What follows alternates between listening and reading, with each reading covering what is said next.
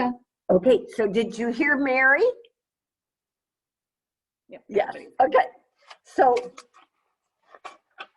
we are delighted that this new reality of Zooming is upon us. And ordinarily, we would have a whole room full of you wonderful folks, but it's just going to be so nice to know you are with us coming from all the different states. So this is a wonderful turnout for people from Texas and Arizona and Georgia. So by Zooming, we've attracted a lot of people who could never come to our house. So how wonderful is that? So today we are on the theme of women of wisdom. And I might mention that, you know, most of the time we think of women of wisdom as older women, more experienced, but I've known children who had a profound wisdom, especially I'm thinking of one of my classmates in high school. Her daughter died, like I think she was only 5 or 7, and she would say the most profound things while she was, you know, in the hospital, and she had cancer as a little girl. So we may be not quite the age to be considered a wisdom figure, but we're inching that way. And the age range can certainly vary. So what we hear today at each of the different stages in a woman's life might not fit the age range, okay? So just let that be kind of fluid. So what we're going to do is begin with our opening prayer from a wonderful book by Joyce Rupp, who has written many books, and this particular one is called Prayers to Sophia. And in the Old Testament, the Jewish folks always thought of God as Sophia. It was one of the many names they would give God, and it was a feminine name. So whenever they used it, they would say, oh, I don't do it first. So they would say Sophia. So let's just listen to this prayer, and you make it your own. That I will say my, but we're each praying this in our heart.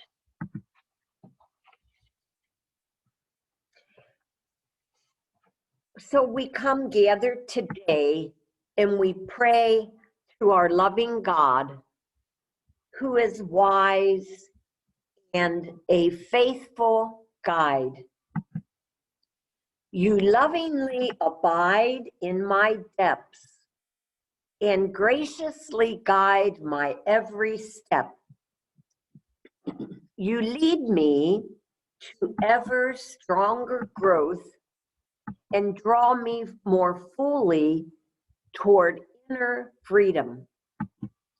I thank you today for the awesome ways in which you constantly enter my life as I pledge my heart to you again. Today, I renew my life's purpose of being faithful to our relationship. I give you my openness, trusting that you will lead me on paths that are meant to help me grow, to listen to you in all of life. I give you the loyalty of my heart. May I do all in the circle of your wisdom. May the lantern of your perpetual goodness always shine in me and through me. Amen.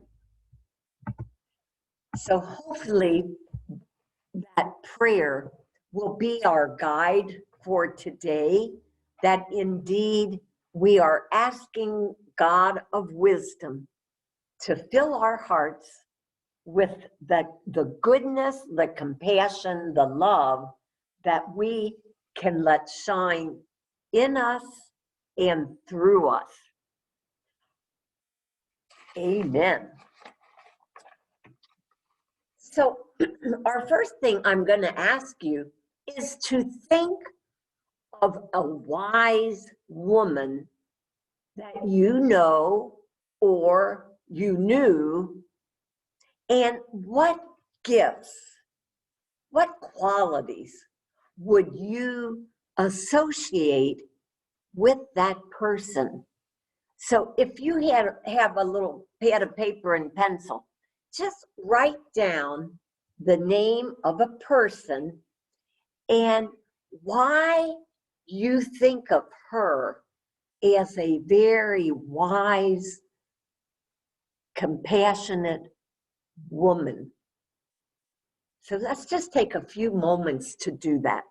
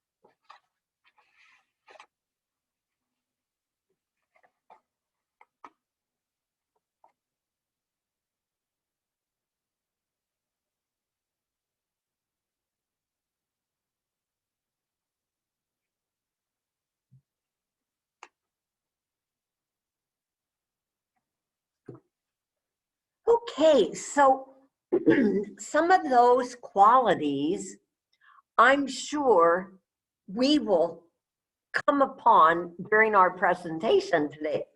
So if we think of the dictionary definition of wisdom, we would hear wisdom is the quality of having experience, knowledge, and good judgment.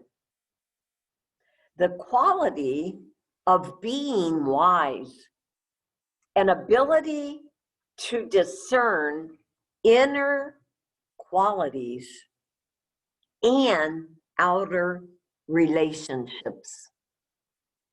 Isn't that an interesting definition? So as you think about this woman that you admire as a woman of wisdom, just kind of hold her in your heart this morning. So if you can just carry that woman of wisdom, this might be your grandmother, it might be the neighbor lady. Why does she feel in your heart that she is a wisdom figure? So if we think now of the next slide, we're going to look at wisdom, women of wisdom in Scripture, in the Bible. Now, this is from the Old Testament, and the beautiful thing, the Jewish tradition used various names for God. Sometimes they would say God is like a mother hen who gathers her brood. But one particular, there's actually a book in the Bible for the Catholic Bible, and I'm not sure how this ever got left out, but today the Protestant Bible does not have the wisdom, the book of wisdom. And yet this book of wisdom has so many beautiful quotes. And we can look in other places for some of the quotes. So if we think of what the feminine image of God as a woman of wisdom, in the Old Testament, we had in Greek the word Sophia, the wisdom face of God. So Sophia was the woman, feminine. And in the scripture, it always says she or her. And this goes way, way back. So this is one of the ones I liked. She is a reflection of the eternal light, an untarnished mirror of God's active power, an image of this goodness. And then in other places it says, it is wisdom who creates and orders the world, making manifest the divine will. And it is wisdom who delights to be among the human race, teaching us her ways. Wisdom is the source of vision. So aren't those beautiful? So now the ones that you might be able to see on your screen say, this is one of my favorite, whoever gets up early to seek wisdom, Sophia, the wisdom face of God, will find her sitting at the door. Sitting at the door of your heart, at the door of the room you pray in the morning. So hopefully, if you do not have this practice, you might want to begin by getting your coffee in the morning, finding that comfortable chair, and perhaps looking out a window that you can see your beautiful gardens, that you can see the clouds in the sky, and feel wisdom sitting at your door. And whoever gets up early, now one of our participants today, Darlene, has a habit of getting up at 4 o'clock in the morning. Oh my goodness, so even the nuns don't get up quite that early. So Darlene, I think you get the award for that one. So in Ecclesiastes, there's two other beautiful quotes. And this one says, words from the mouth of the wise are gracious. So a quality of being wise, being this woman of wisdom, is to be gracious. And that graciousness comes through your words, a welcoming presence to the person at the cash register at the store. So it's almost like your graciousness proclaims that you are a wise woman. Another one from Proverbs, for wisdom is more precious than rubies, and nothing you desire can compare with her.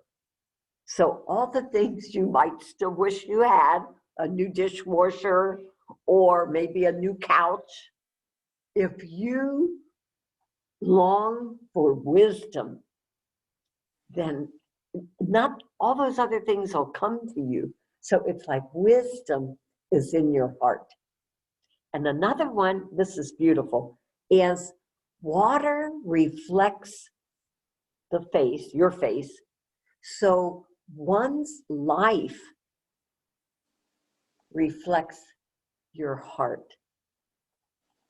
So, when you think of being by water and you gaze down in the water and you see your reflection, it's beautiful. I mean, that's a wonderful image. But then think of your life that you present to your families, to your friends, to the world. Your life reflects your heart. So that is just so beautiful. So people see the compassion and love in your heart as a reflection of how you are living. And then another one, wisdom is quick to make herself known to anyone who desires her. So I think in our quiet moments, whether it's early in the morning or in the evening, God comes to us bringing that endless wisdom that we need to deal with all the things in our world today. So another beautiful quote is that we mirror the face of God. And Sophia, wisdom, some people name their girls Sophia. I have a niece named Sophia. So wisdom. So she is the face of God. So we know from scripture that wisdom has been God forever. And people knew that name for God as wisdom. Sophia, translated in Greek. So the next thing we're going to look at is we know from our spiritual life that wisdom is here with us always. And we're going to look at our psychological self and see how this concept of wisdom has grown in each of our lives. And so we think of the early moments of our lives being born as an infant whose person carries the beauty and purity and innocence of this small child. The small child is actually called the divine child. So in a lot of psychological writings, we compare the baby, the infant, to the divinity, to the divine child. And Jung, Carl Jung, the famous psychologist living at the time of Freud, but kind of ended up disagreeing with him, he said, the child is potential future. The child is potential future.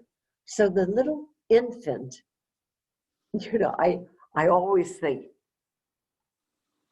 the most beautiful part of a little baby are their little chubby legs.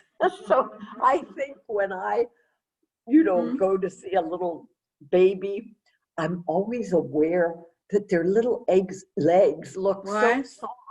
So, it's kind of like you want to just kind of touch that little child. Or as you mothers looked at the babe in the crib, sleeping, and their angelic face was there.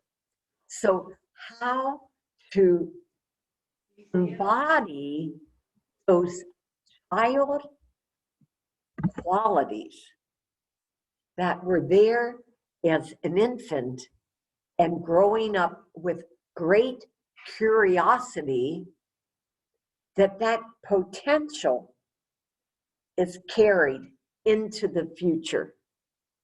So that inner child that still lives in each of us, that has that divine childness, that love of creation, curiosity, wonder.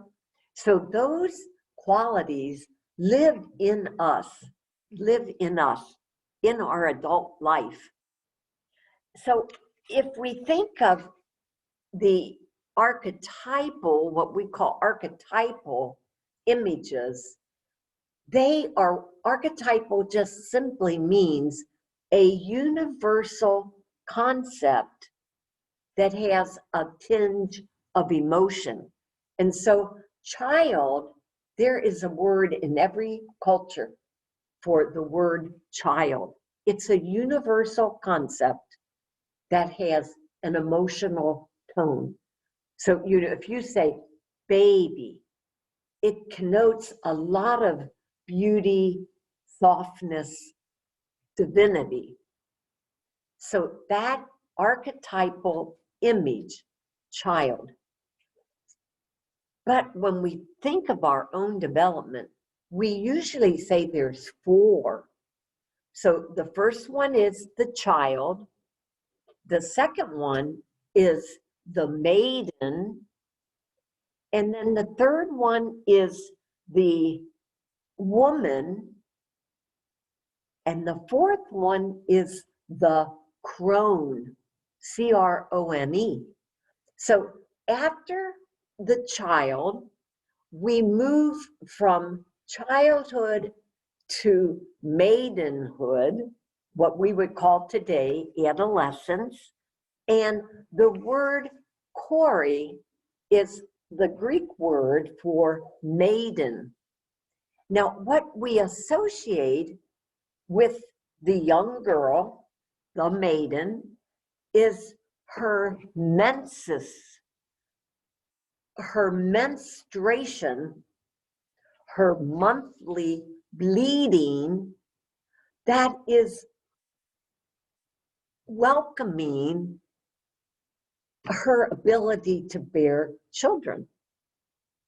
So that menses is something that is really wonderful. Now you hear people say, oh, I have the curse this month. Or you hear people say, oh, I was planning to do this and then my period came and I always get cramps. But menses, menstruation, is really a wonderful gift that women have. But in our culture, we've never really talked a lot about it.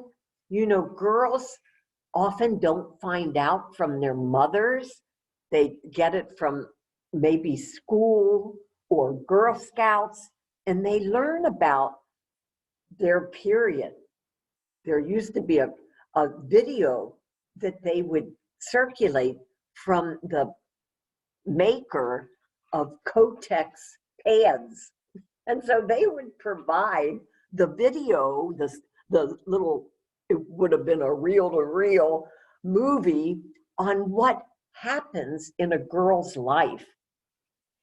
Now, I want you to think about how old were you when you had your first period? And what was that like for you? Now, here is what happened in the life of Sister Olga. It was the end of 4th grade. Now, many of you have your first period in 8th grade, the end of 4th grade. Now, my mom, on occasion, would sit at the supper table and she would go, oh, my hemorrhoids hurt today. Now, I didn't have a clue what a hemorrhoid was, but she would talk about her hemorrhoid. So my girlfriend was spending the night with me. I woke up went to the bathroom, and there was blood in my pajama bottoms. Oh my God. And all I could think of was my mother. So I go into my mother's bedroom and I go, Mommy, Mommy, I have hemorrhoids. I didn't have a clue. And I still remember my dad was facing me and he rolled over in bed because I'm sure he was laughing uncontrollably. So my mother got up and showed me all about being a woman. So that ability to have the monthly bleeding, it comes from the word moon, menses. So as much as we maybe didn't appreciate it, it's kind of a wonderful thing today when a mother would celebrate her daughter's menses. And so they might have a little ritual. They may, after supper, go in the backyard, if it's a month to do that, and call grandma over and maybe a favorite aunt, and they would kind of celebrate that this child had her first period. Isn't that cool? So, you know, it's so different from 100 years ago when I had my period and didn't even know what it was. So in our mythology, we talk about young goddesses, and they had this ability to enjoy their adolescence, their maidenhood. And one of those was Persephone. So you often hear about Persephone. She's the goddess of vegetation, all things new, and she was very attached to her mother. And if you think of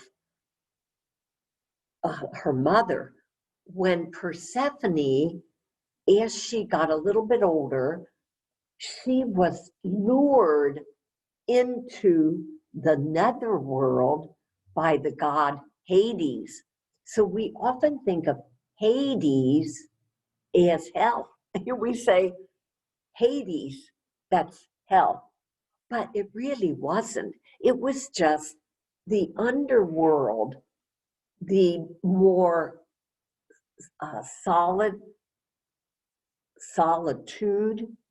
And so little Persephone gets lured away and ends up marrying Hades. Artemis, she's the goddess of nature. She's the young woman who loves to be in nature. She wants to take care of every animal.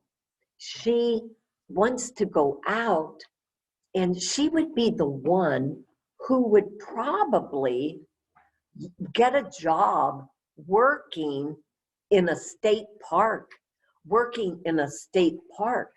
So how would your youth reflect Artemis, and or how would your energy, we could call these energies, feminine energies of Artemis, the woman, young girl who loved nature. She would climb mountains now. She would go on these tours over to South America so she could climb more mountains. So Artemis is the goddess of nature, the goddess of the hunt. And then there's Athena. Athena is called the goddess of wisdom, courage, strong will, strength. She's the one who was born straight out of her father's head Zeus, the god, who was like the father god. And her energy would make her, even as a young girl, strive to do something big in her life.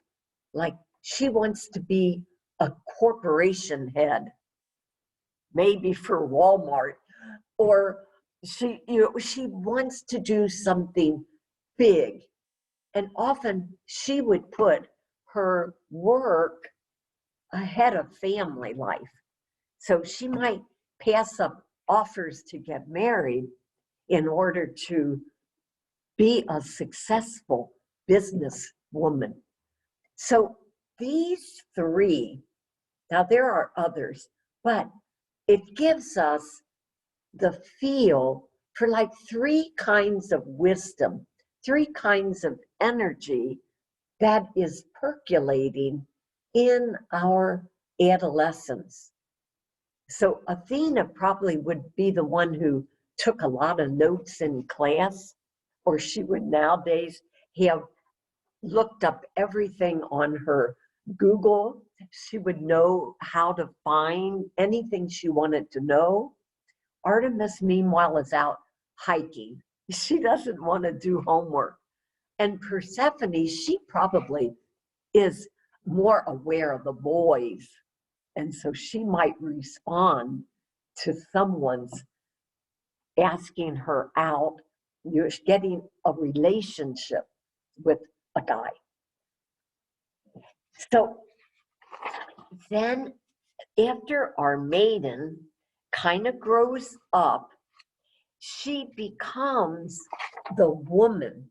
And to go from maidenhood to woman, the main thing in her physical self is that as she becomes a mother, then that blood from her menstrual cycle is retained in her body to help make that child. And we often think of midwives who assist in the birthing of that child. So, even now, when the dad can be in the room where the mother is giving birth, there's still nurses or midwives around to help her. So it's like the midwives help her birth a new creation. And so for individuals like myself who never gave birth to a child, we then have that bloodness, that energy that enables us to make a child a new creation. So maybe it's not that real baby, but what are the things that as a woman we create, all of us? So besides having that beautiful gift of birthing a child, how do we birth new creations in our lives? And when we think of Demeter, Demeter is the mother goddess. Demeter is the mother of Persephone. So when Persephone was lured away by Hades, the mother, Demeter, she wailed. She went searching everywhere for her Persephone. So it would be that energy inside of a mother when the daughter does not come home at the time you told her to come home, which might have been midnight, and now it's 2 a.m, and your heart is wailing for your daughter. It's like you are the protector. You are the one who wants her under your care. So it's a wonderful event when a daughter psychologically breaks from her mother. Now, it doesn't mean she doesn't love her mother. It doesn't mean she's not with her mother ever again, but it's the feeling that as a woman in her own right becomes a mother, that she then has to negotiate very carefully how to move from that total dependence on her mother and become a mother of her own self. And those are painful times. You know, it's like we want to stay with our mothers. You know, sometimes there's such mixed feelings when our mothers pass away. You know, there's that love of being with that mother for so many years and so many events. And yet, maybe in later life, there was struggle between you and your mother. You know, that can be so painful. It can make your heart weep.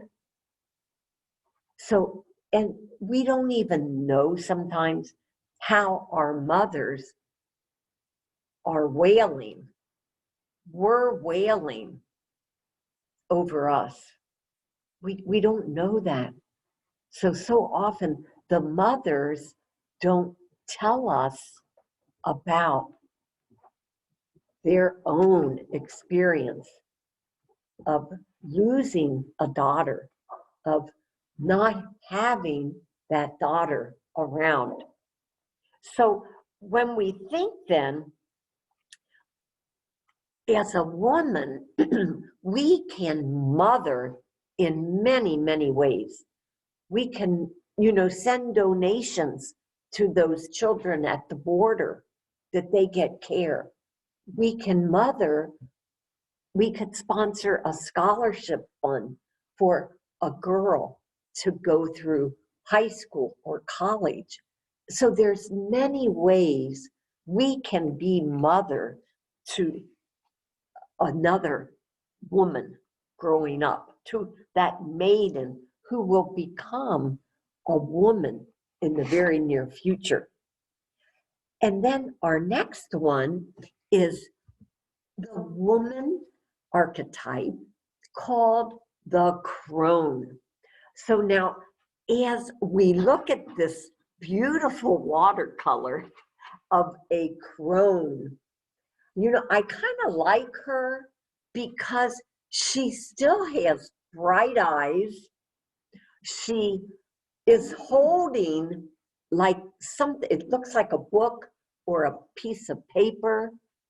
And we can think of the crone, the elder woman who moves past the menses, who now is not having periods, but it's like her menopause moment comes, and that experience can be in your 40s, in your 50s, when you start to retain the blood within, not to make a child, but to make wisdom. So menopause, again, is that monthly cycle. It pauses. We could say, I wonder why they didn't say meno stop. It's kind of like the menses stops, but we somehow, in France, they use the word menopause, menopausal. So it's like that time in life when we no longer have our monthly period and we experience menopause. So some of you maybe have not reached menopause yet, but we know that that moment when, for some people, it can be very painful. For other women, it's just like 1 month you had a period and the next month you don't.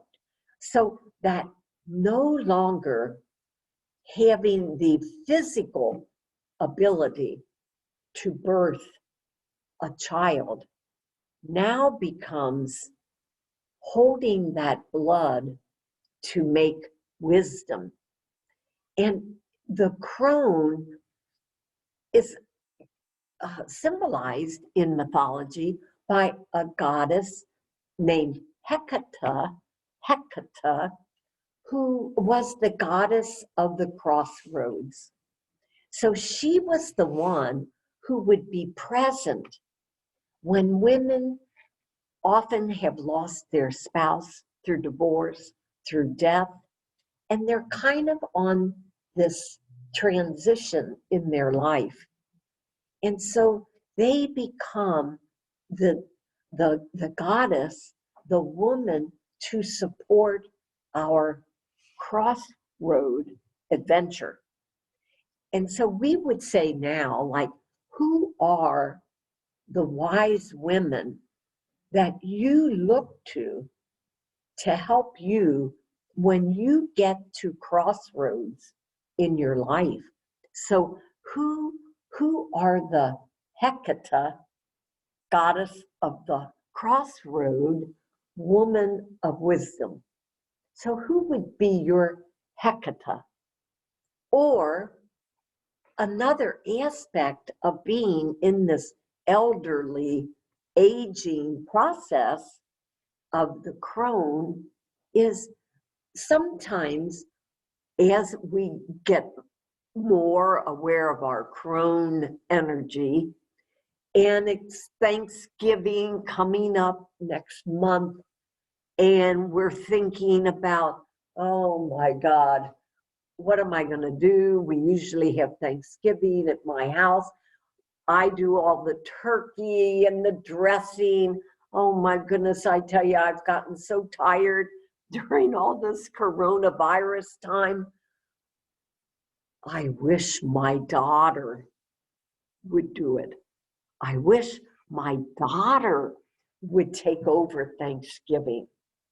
So the crone, in her aging, it's not that she couldn't do it, it's just crones have to prepare for the next generation. So it's the crone who has the Hestia goddess energy. And Hestia is the goddess of the hearth. She would just like to stay home.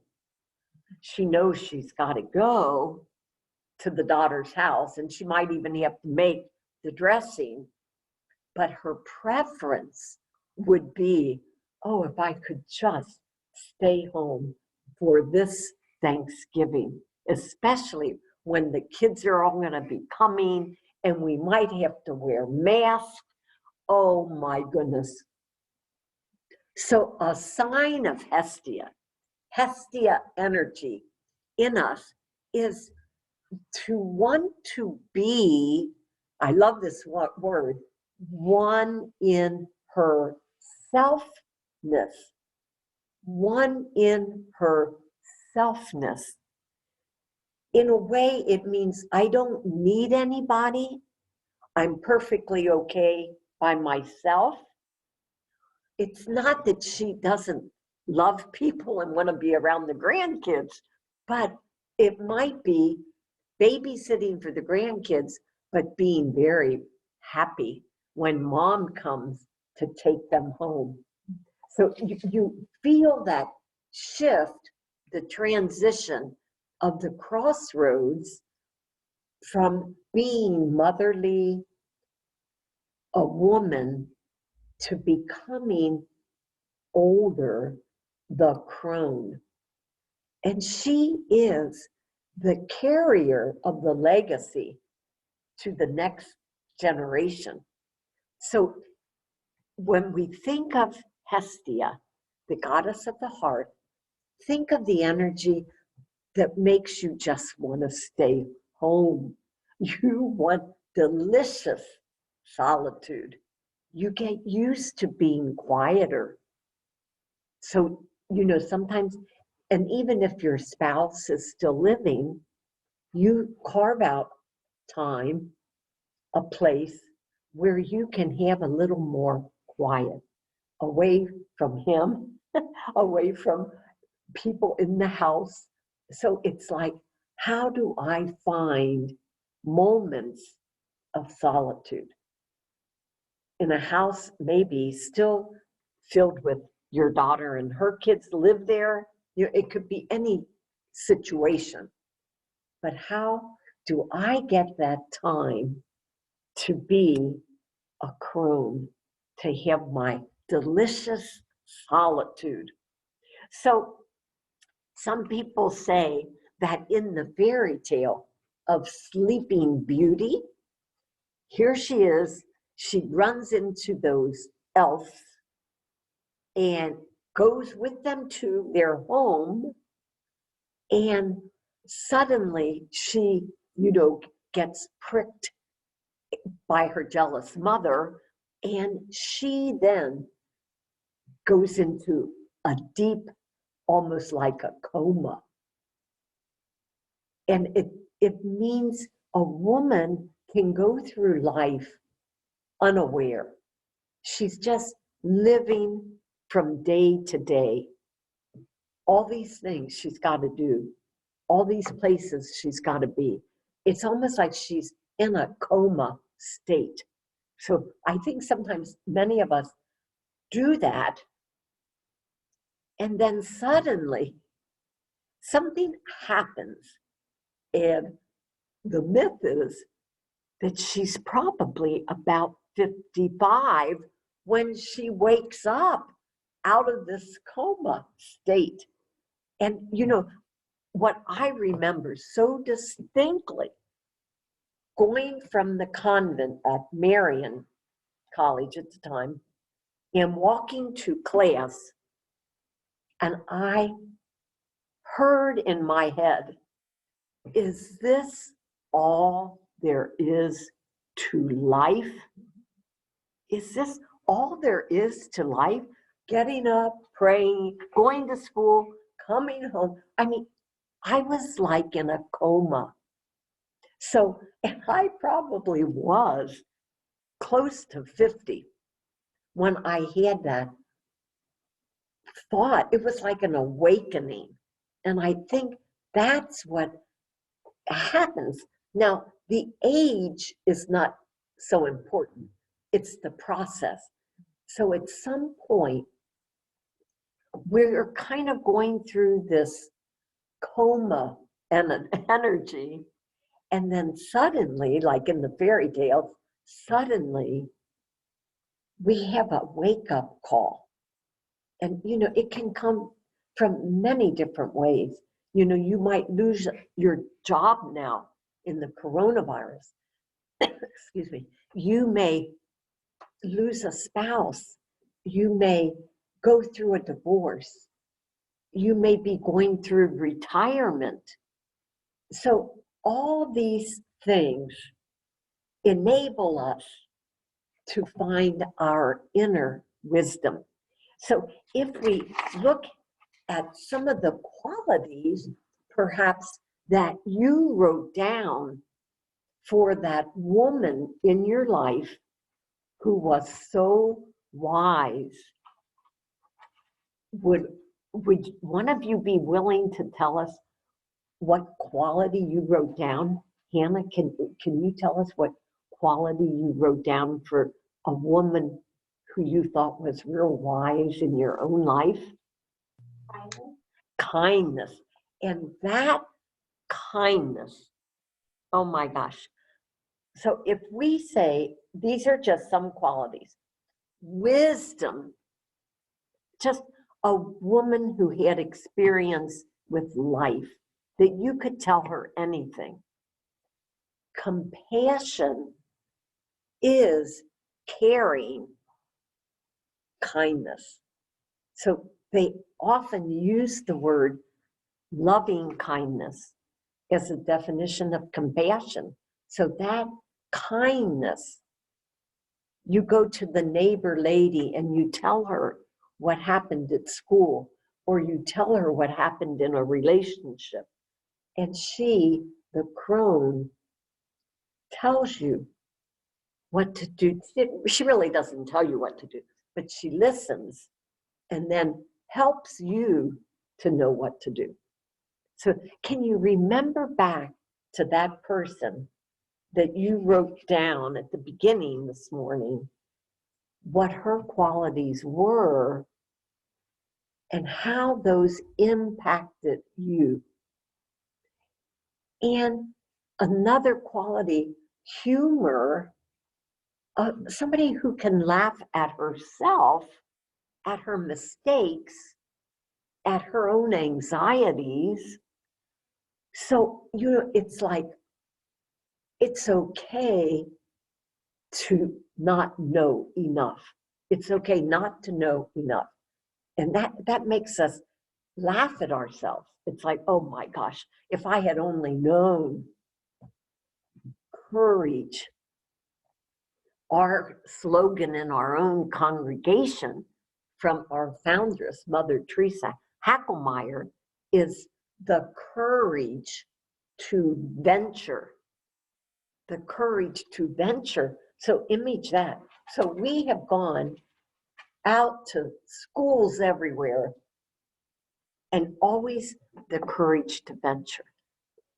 All those first times when you taught school, how much courage. So in your life, did you have to move maybe to follow your husband's work in those early days where you were the one to venture? You had to leave family, your mom, your dad, and move somewhere. It took courage. How about vitality? Vitality to have life. So our slogan as Crohn's is to live life till we die, to live life to the fullest. So our sisters who are in their 90s, some of our parents might be way up there, that they still have vitality, life. And then one of the most important, creativity in this time of being a wisdom figure, a crone. When life seems to get a little easier in terms of what your expectations are, then you can develop some creativity in you. It might be literally art, painting. It might be making beautiful bottles and decorating those. It could be stones that you creatively paint. It can be adult coloring books. So something that draws out your creativity. And then we can say all these phrases. So we will be sending you the video, so you don't have to write all this down, but these are some of the things that you notice in a woman as she's aging and becoming that one in her selfness. So it is a sense of truly being herself. So maybe she did things that she never really liked.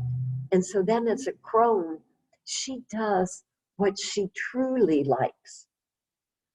She expresses what she knows and feels. So it's like she's given a voice. So maybe she was a little more dependent, maybe a little more reticent to say her opinions. And now she's beginning to say what she knows and feels. And that then leads for her to take action when it's needed. So all of us have those moments that you were able to speak your truth. You were able to trust it, to trust yourself and know what you know is good. So that, to me, leads us to that sacredness in our life as a crone. The sacredness of knowing that different plants need different conditions to grow. So if you're growing a cactus or you're growing a philodendron, you might need to put those plants in different conditions. The only thing that ever survives for me is a philodendron, but I'm working at keeping alive Kay's Christmas cactus. And one of these Christmases, it's going to surprise me and bloom. But that knowledge, if we know that about plants, how does that affect people? That we know the difference of what people need. And I think that, to me, is the most beautiful thing of a grandmother. She has these variety of grandkids, and one might need the solitude, the quiet, wants to do homework. The other one is wild and active and wants her to play with him all the time. So it's like knowing how individuals need to grow, what they need to help them grow. And it's never about what happens in life to the crone, but it's more that she knows how to respond to what happens. So when you think of your own lives, sometimes events occur and it's like, oh my God. But the crone moves from that, oh my God, to how can I respond to what has just happened? How do I respond lovingly? The crone speaks her truth. She prays. A crone, I think for most of us, we remember our grandmothers. Maybe they were the ones who always went to church. Maybe they were the ones who would talk about God to you. So a crone prays always for the best outcome. It's not that she knows what's best, but she prays that the best will happen. And then crones are part of this interconnected universe that holds all of us who are generating, sending out generatively ripples of influence. So as we go through our stages, we can be a pre-crone at age 20. So sometimes, that wisdom can come at an early age.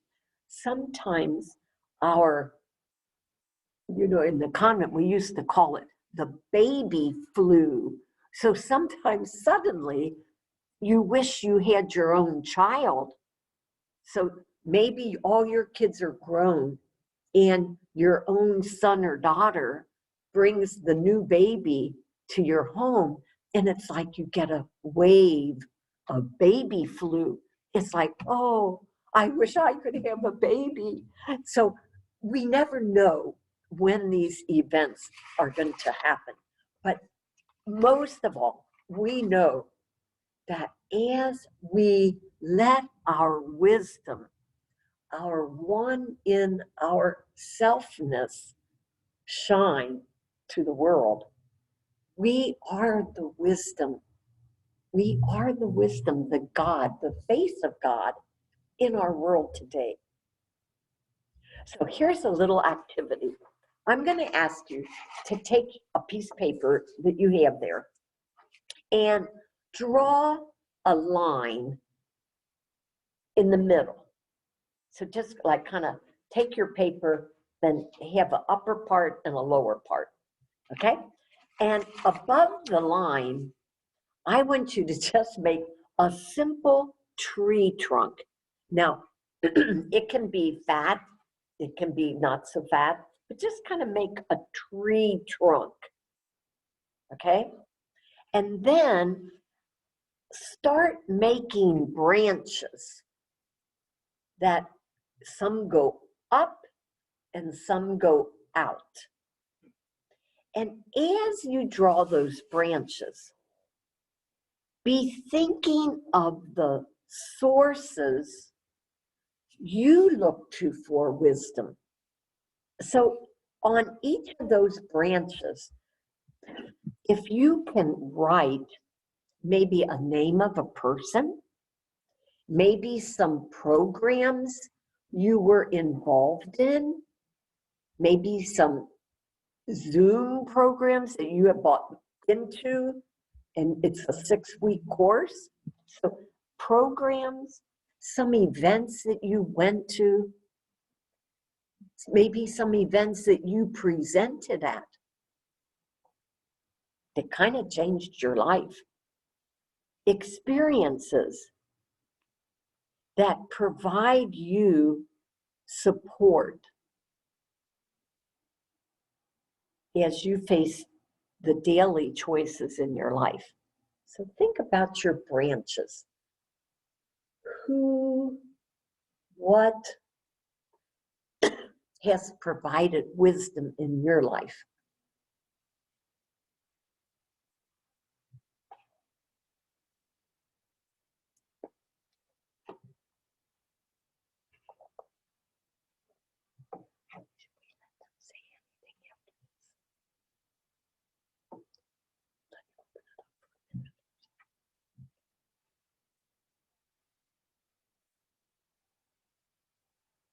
So what has brought you to this moment?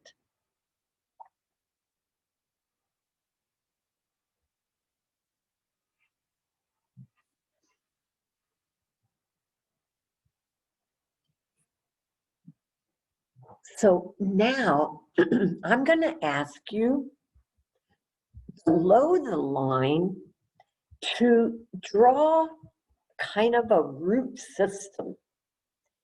And I want you to think of your own inner wisdom,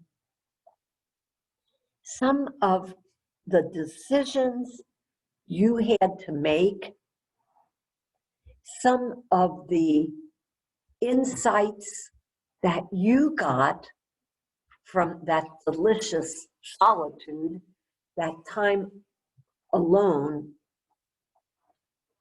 So what energies in yourself is the inner wisdom that you bring to the world?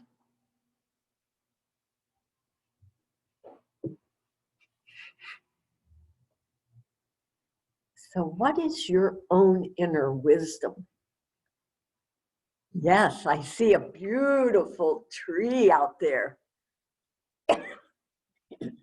Megan drew a tree. So I'm going to just say, hold up your tree. Hold up your tree for a moment. What did you draw? Everybody. So just hold up your tree. Jan, I don't see yours. Where's your tree? Okay. Hannah, Jeanette, I see trees. Okay, now, when you have this tree, the upper branches and the inner root system, it takes both of those to make a life, to make that adult, beautiful wisdom figure. And those roots can kind of indicate size of our wisdom, so we can make some of those roots thicker, and maybe the number of the roots that we place on the importance of our own wisdom. So I'm going to just mention that we do have some books to suggest to you, and these are wonderful books. And the psychiatrist, Jean Bolin, she's just got wonderful writings. She's the one who wrote those mythological books. So some of those are ones that you might want to look at. And maybe we could take just a moment, and if someone would want to unmute yours, and if you would want to just share some crone insight. So it doesn't matter our age, but our inner wisdom, anything that struck you as you were thinking of your life, getting to the moment now where you can be who you are. You can be who God created you to be. So does anybody want to just share a thought or something that went through your heart this morning? This is Kay Jackson from Lawrenceburg, Indiana, and I think the thing that I have found as I have grown older, I am in my early 60s, I'm 62, is that it's become much easier for me to really, just like you said, speak my truth, just to say, you know, I'm going to go and do this now and not feel guilty about that, or to wake up for my morning prayer and come out and do that and not feel like I have to hide that or feel guilty about it. Good. Kay, that's a beautiful. So did everybody hear that? That she has that ability to kind of speak her truth. Anyone else? This is Christine from Dallas, Texas.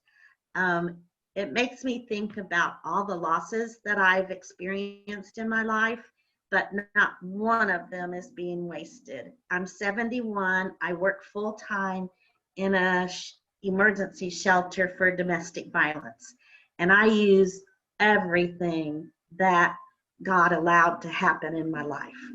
Wow, honey, that is so beautiful. So, and I think that is the crone's gift, is to use all the gifts that are in those roots of your tree, all the gifts that you can share with the world today, and especially in circumstances that we're living with in this pandemic. So thank you for sharing that. So in lieu of time, we're going to stop this part of the program. If anyone needs to run to the restroom, this is the time to do it. And when we come back in 5 minutes, 7 minutes, we will begin the Tai Chi session with Sister Claire Whalen, who is an amazing human who has practiced Tai Chi for many years. So she's going to inspire us with her wisdom. Thank you, thank you, thank you. Thank you for being here. Okay, can you turn that? Is it on?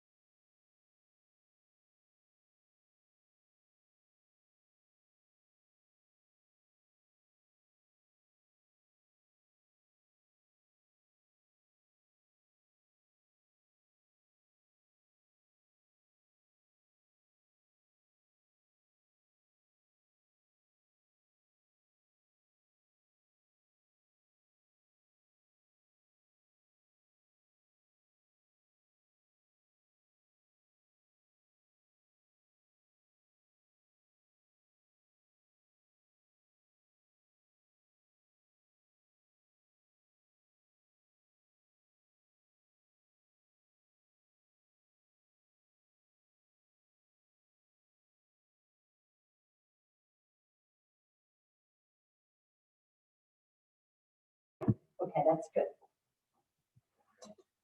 Okay. Hello, everybody. I'm Sister Claire Whalen, Oldenburg Franciscan. I don't know if I know any of you folks. Do I? Some of you know me? Darlene Taylor, maybe? Darlene Taylor? Darlene. Greetings. We go way back. Jan from Indianapolis. Hi, Yes. Sister Claire. Greetings. Where are you all from?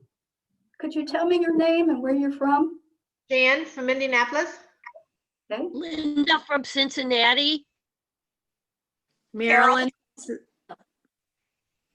Marilyn from Cincinnati. Carol from Ann Arbor, Michigan. Kay from Georgia and Texas. Megan from Dallas, Texas, originally Cincinnati. Anne from Austin, Texas. Dallas, Texas, Christine. Kay Jackson from Lawrenceburg, Indiana. Brianne from Cincinnati. I'm moving back so that you can see. Well, actually, I can come up closer. So you could, so I can talk to you first and then I'll move back so I can demonstrate. First of all, I want to be sure you have my handouts. The list of 19 movements in one pose. Will you look at that, please? And I have a poster here that shows you what ones I'm going to do for you, demonstrate, and maybe you'll stand up and try it as we do it. And I have an information sheet about Tai Chi Chuan. I want to introduce the originator of this particular practice. And then you have on another side, the Tai Chi practice tips. By the way, I'm using the word Tai Chi Chuan. The ancient form of Tai Chi is called Tai Chi Chuan. And the Chinese people did that every day. A big group would get to the park and they would practice. That would be their morning ritual, you might say. And that kept them in good health. So there are some practice tips if you want to continue doing this. So let me introduce you, take the introduction sheet that you have handy. And since I can't see your faces too much, I want you to take a look at the first paragraph. Tai Chi Chuan, or called Joy Through Movement, is based on an ancient Oriental practice to maintain balance and harmony. You know we all need that in the midst of daily living. It's also conducive to a meditative stance in your life where you can stop all the goings and comings and just go within, like Sister Olga mentioned to you. By the way, I was sitting outside and I heard about a half an hour of your presentation, the wisdom stuff. This particular type of Tai Chi is called Tai Chi Chuan. It was originated by Justin Stone, and a little bit on in the program, I'm going to show you the website of Tai Chi Chuan and give you some background as to how you can learn the movements after this session. At the end, I'll give you some follow-up information so that you have an idea, if you're interested in practicing, what you could do to follow up.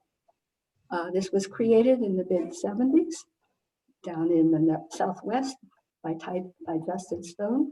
And by the way, the website of Tai Chi Chuan, I put the links on the back of the page of the tips. Do you see them there?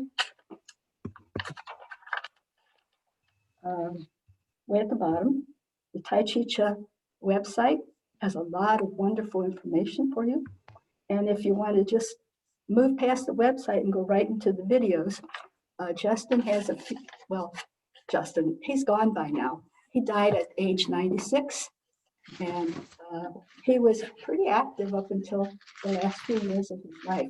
I was fortunate to go to one of his practice sessions, And of course, as a certified teacher, I made myself go to several of the national conferences, and I met a whole group of teachers, and I met Justin, and I met Carmen Bacahorst, and I met all the people who had been practicing this since the 70s. I came on in 1993, and I was pretty much active in practicing it.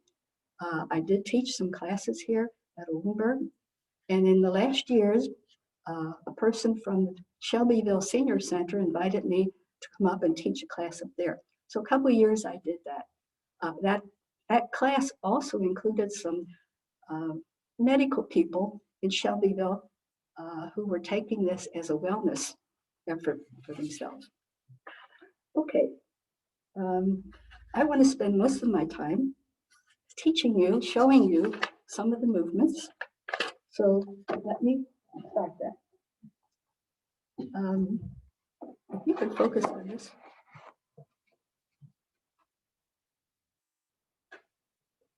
Is that forward looking? Yes. Yeah, they can. Okay. There are three basic movements in Tai Chi Chuan. One is the backward forward movement, and most of the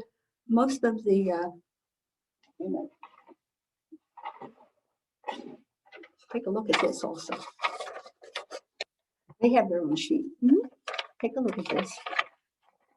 This identifies the 19 movements in one pose, and I put a little symbol next to the movement to show which way it goes, so that when you are doing this on your own, you can see which way it goes. There are three movements. Let me demonstrate this for you. The backward forward movement goes like this. Can you get me down at the leg? Yeah. Goes like this.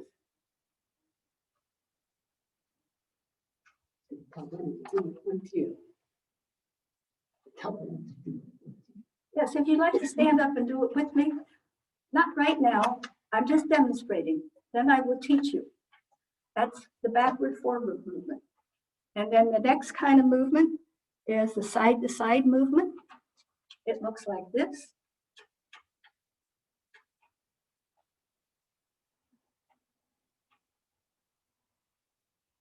And then the last kind of move, there are only three kinds of movements in these 19 movements, is up and down.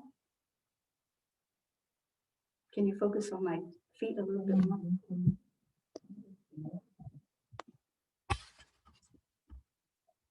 I don't go up very far. It's actually you're rocking on from forward on your toe, backward to your heel. Forward on your toe, backward to your heel. Okay? So there are three different movements. I'm going to teach you the first movement.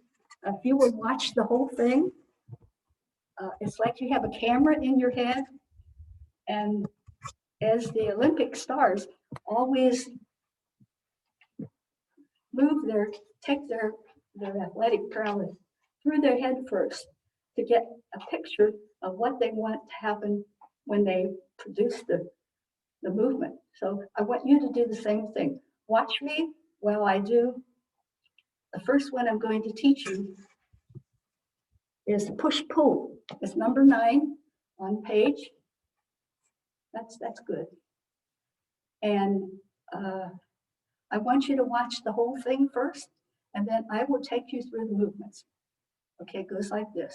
You're stepping forward, and then you're going to push out and pull in. We do this 9 times. I want you to watch the whole thing. 9 times on one side. It's a slow, conscious movement. It's not exercise. What you're doing is you're pulling in the energy from the universe. You're pulling it in, and you're sharing it. You're pulling it in, and you're sharing it. When I used to teach exercises to our sisters in our healthcare center, we use this as a way to send positive energy to whomever we want, or just out to the universe. And after you've done this 9 times, you come to a rested position and close. And just stay there for a little bit so that you're aware that you have the energy within you and that you're storing it like a battery. And then you do it on the other side, pushing out, pushing in, pushing out, pulling in. And you kind of push through heavy air and you pull back as if you're pushing somebody away from you.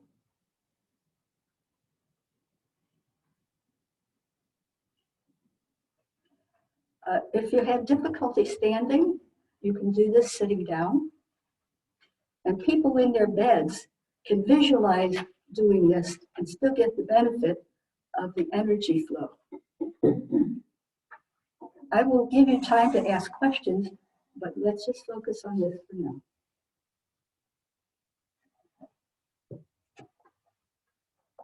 And then close. Okay, now you get to stand up and do it with me.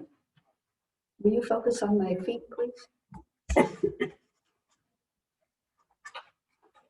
All the way down on the feet. Okay.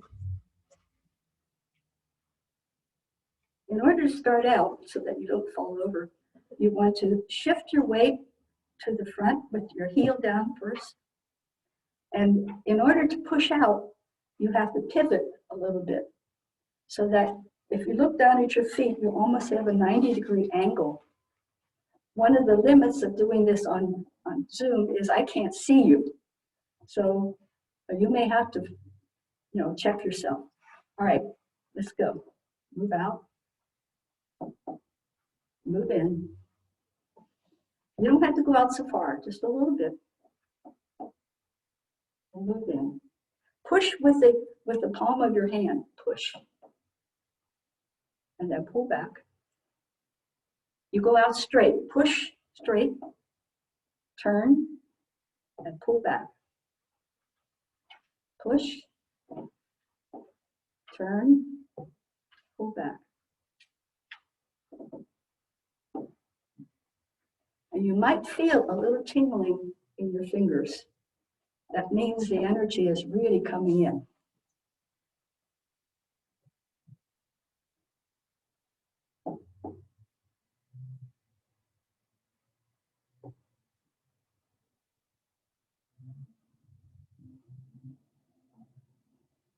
Be sure that you're going out straight from your waist and not way up in the air.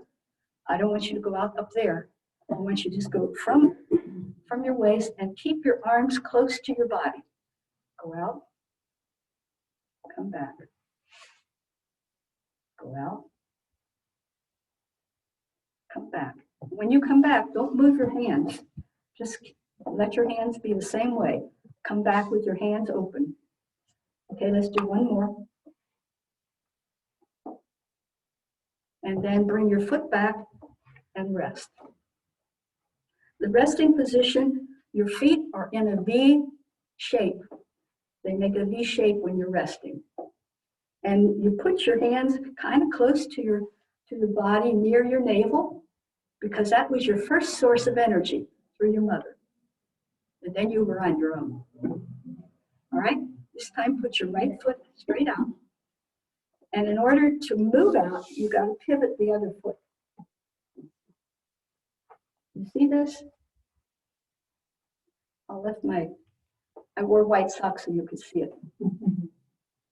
Okay? Can you put it down a little bit more so they can see my feet? There you go. All right, let me start again. Here's my resting position. I put my right foot out straight, and in order to move forward, the left foot pivots. And then you go with the hands. And when you're going forward, your heel kind of automatically comes up. And when you're coming back, your toe comes up. Yes, I do it. No balance. Who's that person in the middle with the checker? Who's that? Can you read her name? Brianne. What? Brianne. Who? Brianne. Brianne. Brianne, don't go out so far.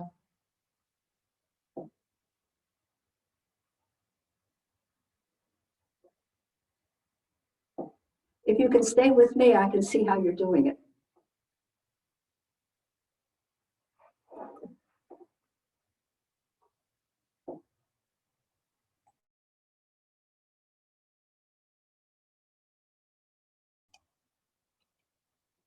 Okay, now bring the foot back and rest.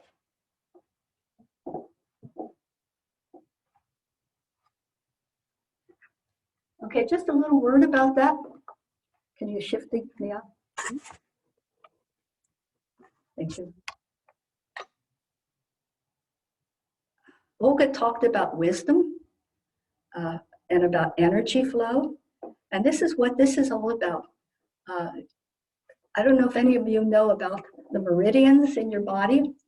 If you had acupuncture, anybody have acupuncture? I have. Okay, that's a natural way that the Chinese had to identify where your stuck positions were. They actually stick a needle in your body where they think that you're holding the energy back. And if you're holding energy back, it doesn't flow into your body. And the energy flows into your body and ends at one of the organs. And so you're pulling in this natural energy into your body and then letting it out again.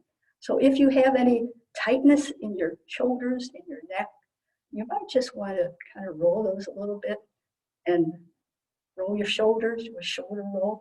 Come on, do it with me. Do a shoulder roll forward and then do a shoulder roll backward. Stretch. Loosen up a little bit. There you go. Okay. Now we're ready to do that same movement again. This time,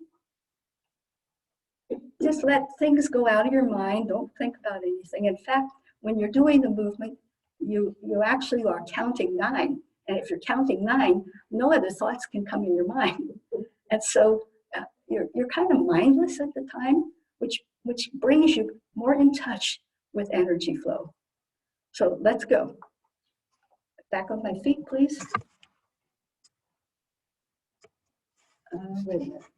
I want you to see my white socks. That better? Okay.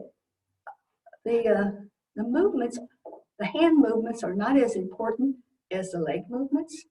The leg movements center you at earth and get you ready to move, to swivel from your backwards and forwards. So put your left foot up on your heel and then swivel and then go back. We're just going to focus on this with no hands. Move out. Your hip kind of leads and then move back. Move out. Good. I have no balance there. Move out and move back. Can they see my other foot with Sister Olga's name there or not? Yeah. Does her name show? Oh, okay. Okay, now while we're doing that, let's put the hands up. Move the hands out. Turn, pull them back. Actually, your body takes your hands out and your body brings your hands back. You don't move your hands. Your body's taking them out and bringing them back. Out, turn, and back. Out, turn, and back. Some are stuff not showing of it.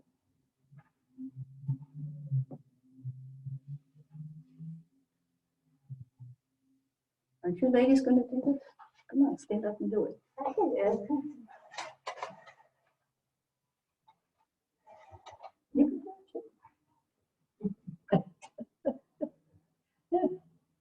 We have 3 people here who are watching, and I want them to try this. Okay, now bring it back. This will be our last one on this side. Bring your foot back and rest. And when you're resting, you want to kind of have your knees not locked. They should be loose. I don't want them locked, loose. Otherwise, if they're locked, the energy doesn't flow through. The whole thing is being loose, a loose woman in a different way. Loose so that the energy can flow through your arms, your legs, whatever, okay? Actually, if you ever took a hard look at how creation is and how the universe is, the universe flows and it's circular and it's, it's free. And that's what part of Tai Chi Chuan is. Just kind of move your arms, sway. This just to get yourself in shape, to loosen up. Slowly, gently, like a ballet. Actually, the ballet people would probably be a good symbol for you. Only we're not going up on our toes. Okay, let's do it on the right side now. Put your feet in the V position. Shift your weight over your left foot so that you can put your right heel out. And then shift as you go forward. I want to see the ankle turn. I didn't see your ankle turn, Olga. Come back. Put your heel out. Now, turn. Turn your body. No, not your body, your ankle. Come back again. Back ankle. Right foot out. Pivot. No. You're lifting your heel. Back again. See, I can't see you doing it, so you'll have to get an idea of what I'm doing. Olga, look at me. I go out, and then I pivot. Oh, I'm turning my whole body. And then come back. All right. Okay, go out. If you need to hold on to something, go ahead. Now, maybe because of your body situation, you might not be able to do the full pivot. Okay, maybe you can't do the full pivot. Okay, let's put the hands with it. Out and back. Out and back. Out. You've got a good pivot, Hannah. But when your hands go out, turn them, bring them back. And they're like a pulley. You come right back along your body. Out. Back along your body. Out. Pull back.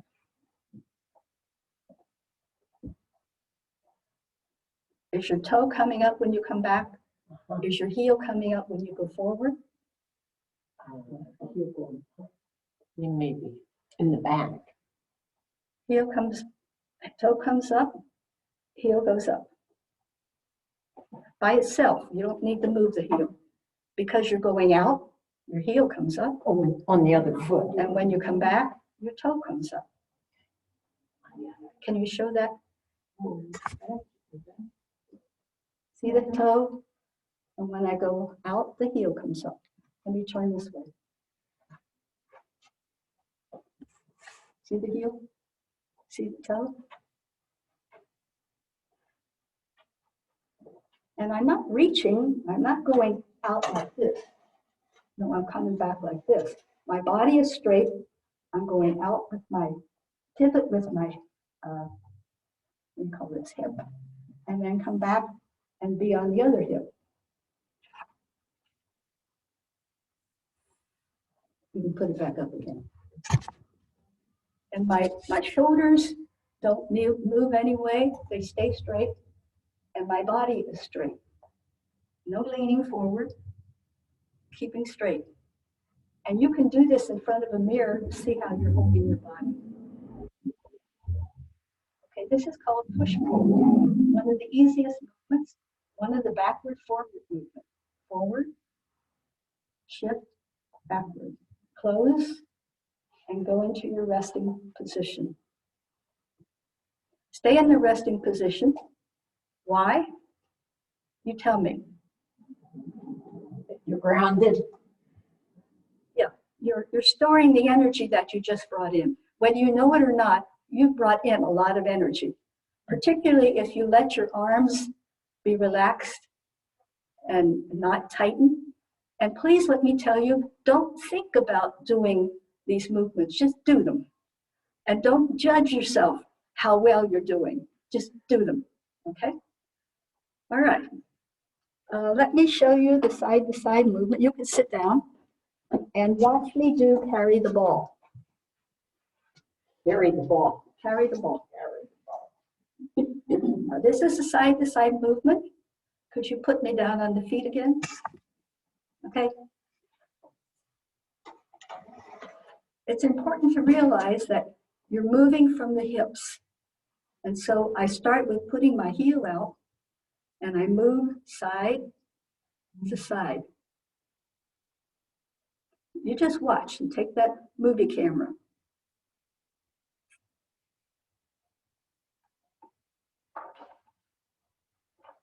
And put it up again a little higher. So you see my shoulders. My shoulders don't move, don't bend. It's my hips that are moving me up. I'm not going like this. Okay? I'm not doing that.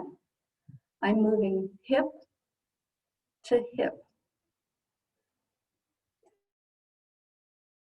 This is hip to hip. Now I'm going to put the hands with it. You're watching me on the camera so that your brain can transfer to your body when you do it. Okay?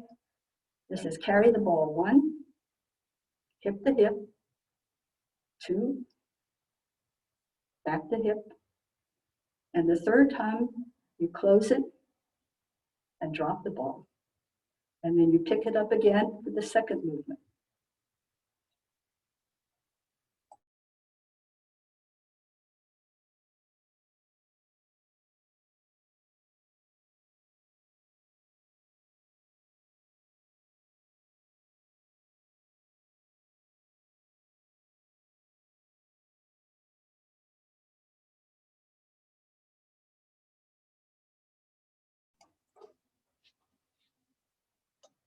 Okay, she's reminding me that I want you to see my feet.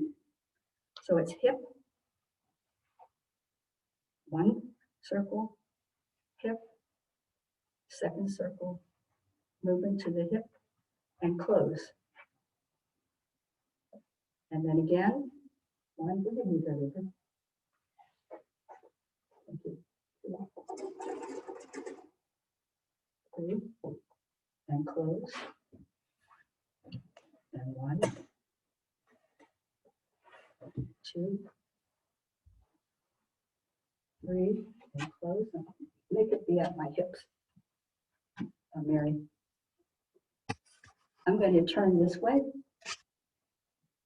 Yeah, I'm to my left, now I'm going to my right. Watch my hips. Ready?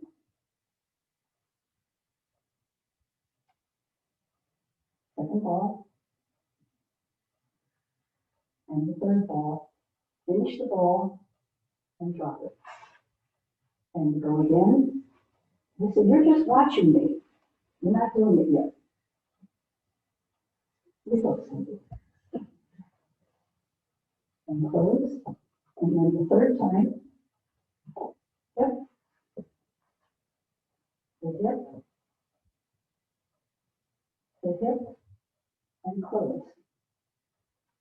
And nothing is done fast. This is slow motion.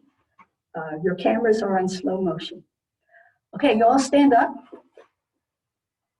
And I just want you to focus on your hips. So you're in the resting position. Put your left leg out with your heel coming down first. Okay? Now shift your weight to your right. And then shift your weight to your left. Shift your weight slowly. You should feel when you're in the middle, and then you should feel this leg holds the weight and this leg comes up a bit. And as you shift back right here, you're right in the middle. Your balance is in the middle. And then you go off balance by shifting the weight to this leg. This other leg comes up a little bit, not a whole lot. Okay, but just focus on the movement.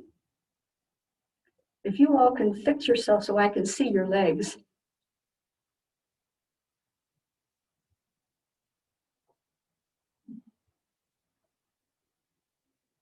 At least your hips. Your legs are far apart, like a fencing position. You're ready to fence, okay?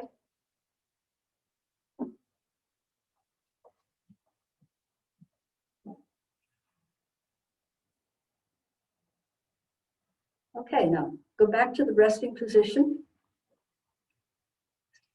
Start over your right shoulder. Maybe we ought to do the ball without doing the legs. Okay. Here. I'm holding my left. I want you to do your right. Okay, I guess we can all do it right. Okay. Yeah. All right. Your hands are around an imaginal ball. So they should be curved around that ball, not straight. Hold the ball. Okay, now swing it in front of you and make a nice full circle. Swing it in front of you and make a nice full circle. Don't go all the way up, just to your chin.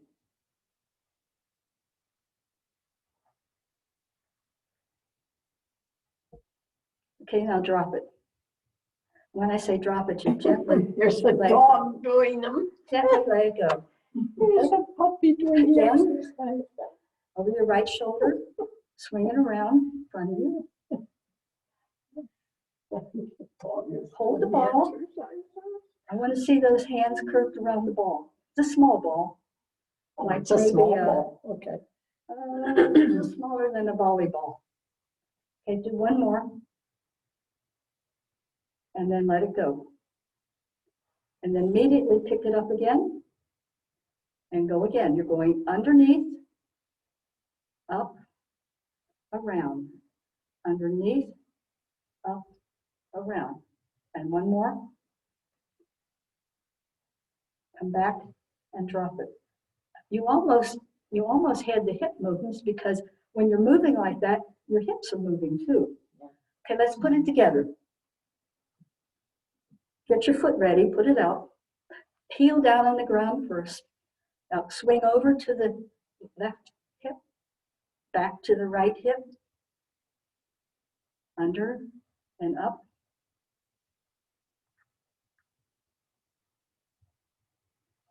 Okay, one more. And then close and drop the ball. And when you drop the ball, your knees are kind of bent. And then again, get the ball up here by your shoulder. Okay, swing in front of you, get that foot out.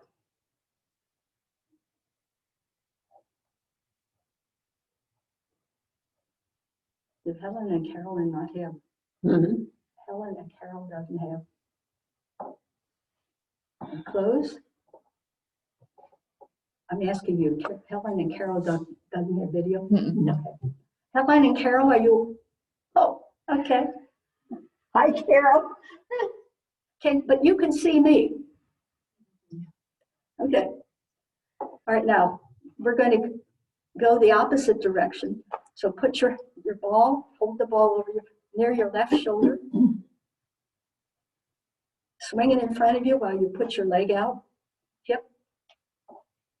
Now, where's our feet? Apart. Hip. Back. Hip. Back. This time close it. And put your feet together. Let me show you the closing. Would you put up my feet, please? Closing looks like this. I do this for 3 times. 1, 2, hip to hip. And on the 3rd one, I lift my foot up and close. And my knees are kind of bent. Okay. All right, so let's do it together. Just leave the camera there. We're going to the right, so put your hands up by your left shoulder. Pull over. The ball in front of you. Shifting the hips. And then on the third one, pull the feet together and let the ball drop. Do it again. Left, over, right, under, left, over, Tell them to breathe. and up. Breathe naturally. Okay, that's a side-to-side movement.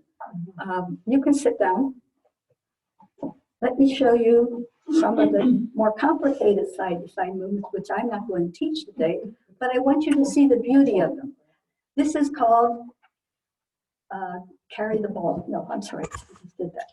This is called pulling taffy. And it goes like this.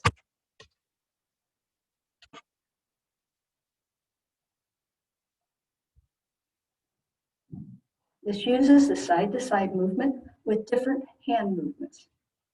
And another side-to-side movement looks like this. This is called passing clouds. Do you see my side-to-side movement? Do you see my shoulders don't droop?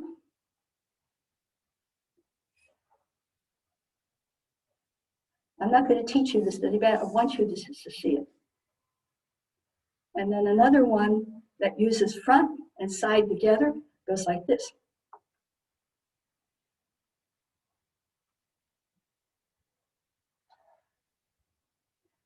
This is the one called pulling in the breath, using the breath. The second to last one.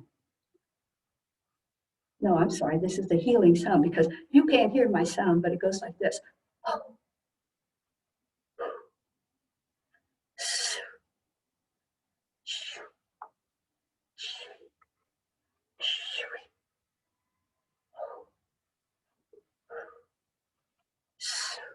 Do you see the movements?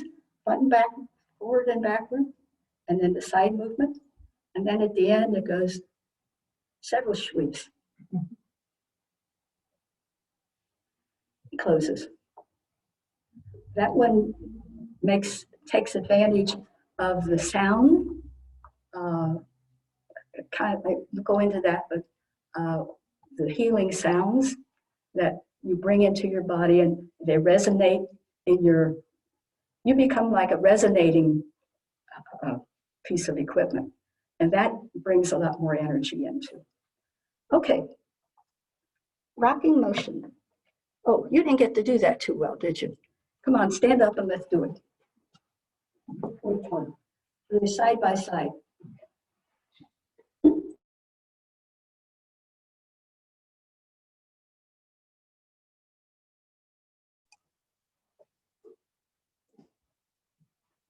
Okay. This up a little bit more so you can see my white socks. All right. I'm moving here because I'm going to move over that way 3 times. Ready? Carry the ball. Heel out, side by side, carry the ball underneath and above. Under. Second time. And on the third time, lift the foot up and close. And then again. 1, 2, 3, lift the foot up and close. And then again, 1, 2, 3.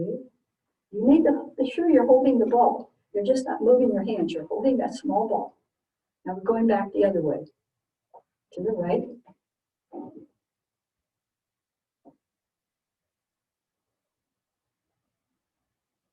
And close. Again. Hip to hip. Focus on your hip. Lift your foot and close. And then again.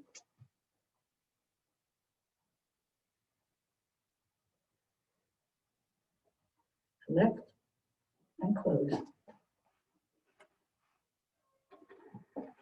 Okay, you can sit down and I will demonstrate the rocking motion. This one goes forward and backward. You see my code? This one side to side, this is my code on your sheet. This one goes up and down, but it's not up and down, it's rocking up and down. So you need to look at my feet. And if you need to hold on to something while you're doing it, please feel free to do so, because this is usually a balance situation. So I'm going up a little bit and then rocking back on my heels, going up, rocking back, going up, rocking back. The hands help you balance, but I just want to show you. Some people want to go up and back. You don't need to go up real far. You just rock on the bottom of your foot. While you're sitting there, do that. Just rock back and forth gently. Rock back and forth. Rock back and forth. You don't have to, don't pull your foot up. You're going forward, rocks the heel up. You're going backward, rocks the foot up. Front, front, back. Front, the heel comes up, back, the toes come up. Let me demonstrate it for you in all positions. It's going like this.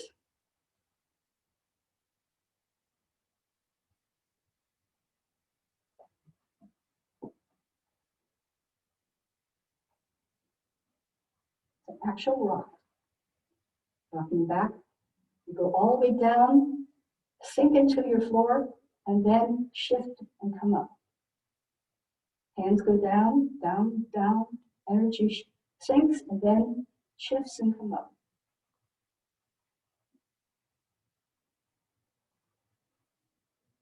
Should we do it with you? No, I want you to watch. Okay.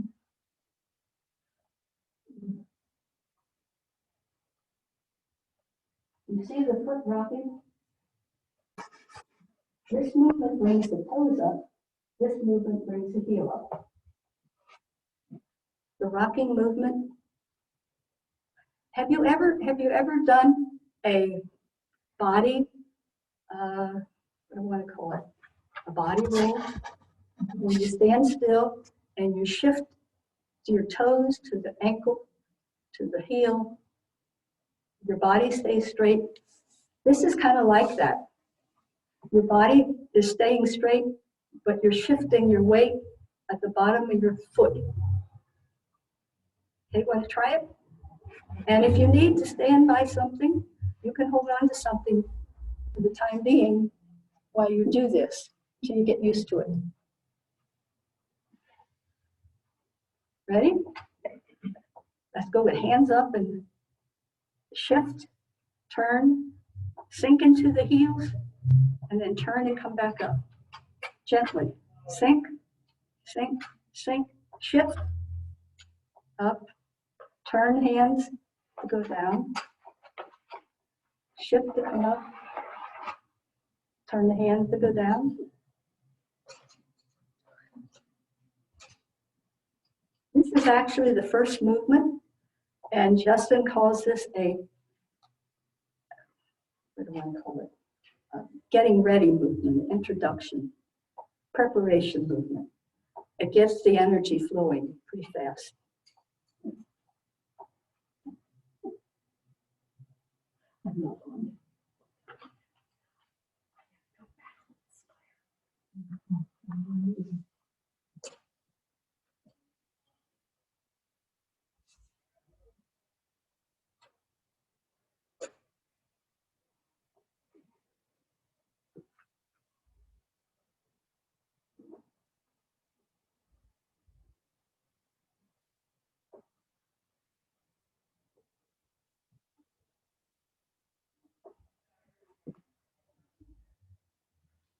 Your hands just don't go behind you. They kind of stop right here, and then they shift and go up, only to about chest height.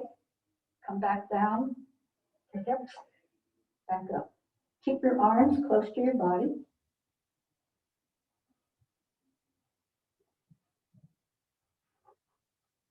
And on the last one, whichever one is last, you come back down to your resting position. Okay, I'd like to introduce you to Justin. If you happen to have your computer handy, go to the link that we're going to show you where the videos are. Okay, just see all the videos there. Will you run down to see the videos? Okay, and go back up. There are several free demonstrations. I didn't teach you the daughters. Go down. There's the bass drum one over there. Can you show the bass drum one? No, it's that one. That one. That's the bass. No, I don't want you to show it. These videos are about 2 minutes in length, and he will demonstrate to you how that goes. We didn't do the bass drum yet, but we might not get to it. It's a very simple one. And then if you go down, down, down, down, you'll notice he's doing a couple other movements. And then I want you to watch what he has to tell us on the introduction video.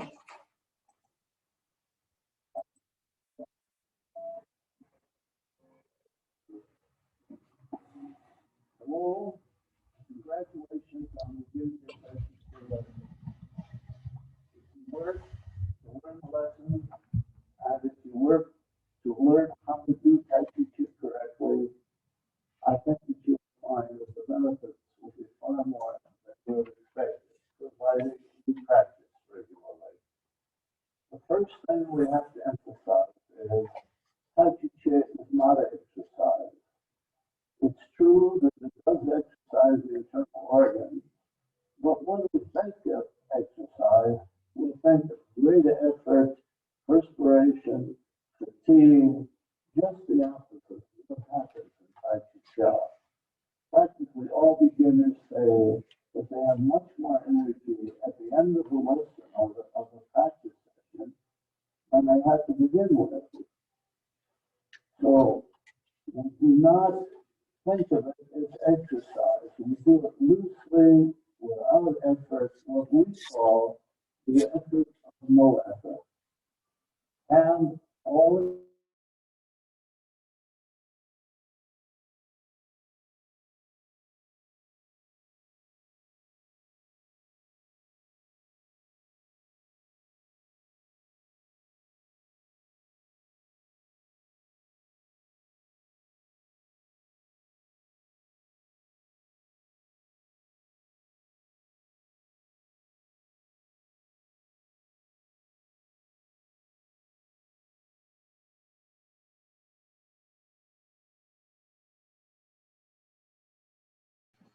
I think we lost the audio.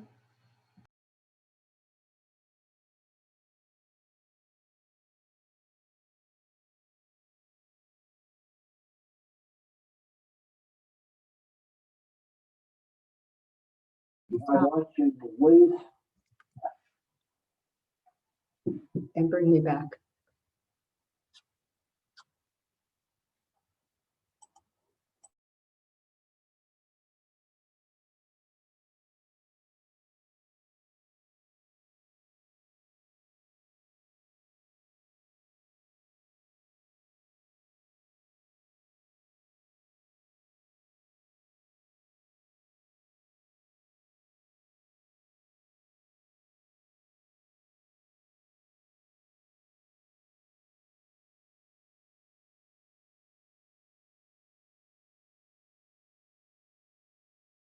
Are we back? I just wanted you to meet Justin and to look at the videos that are available to you on the website.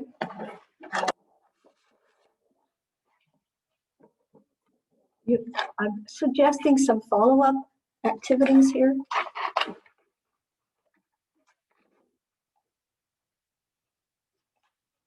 If you're interested and you want to practice the ones we learned and the new ones, go into that video that I showed you and try them out and do it with Justin so that you can practice.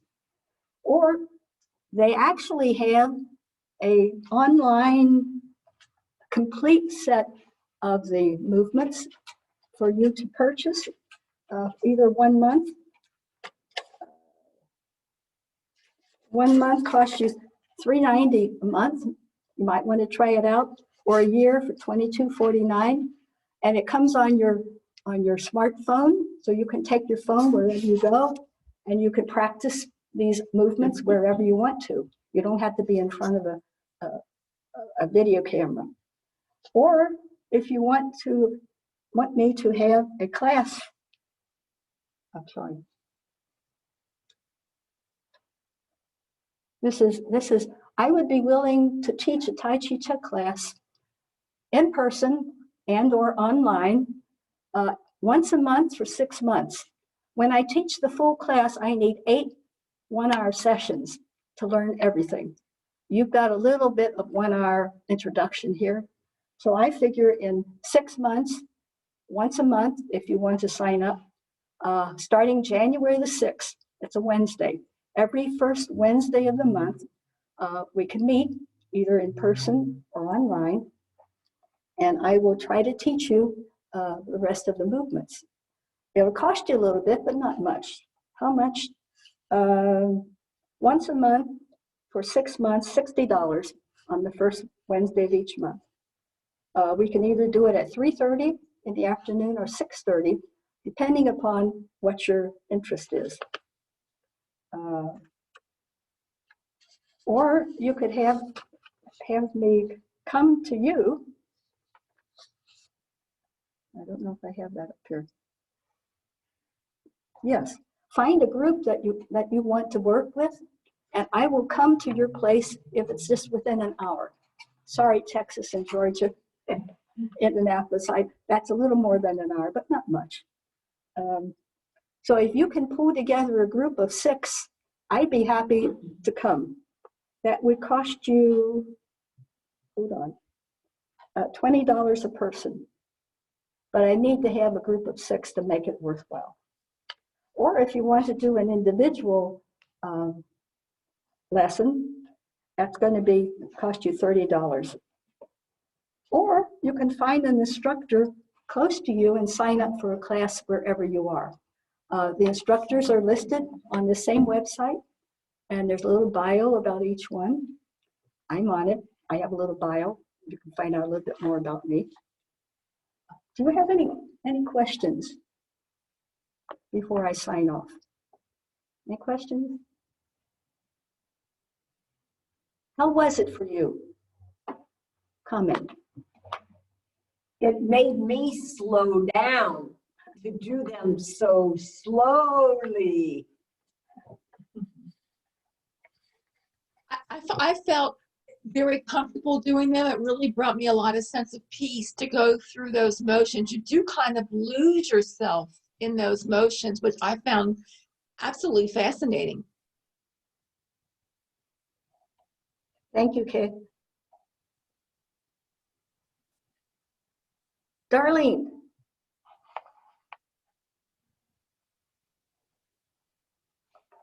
Can you unmute yourself? Unmute.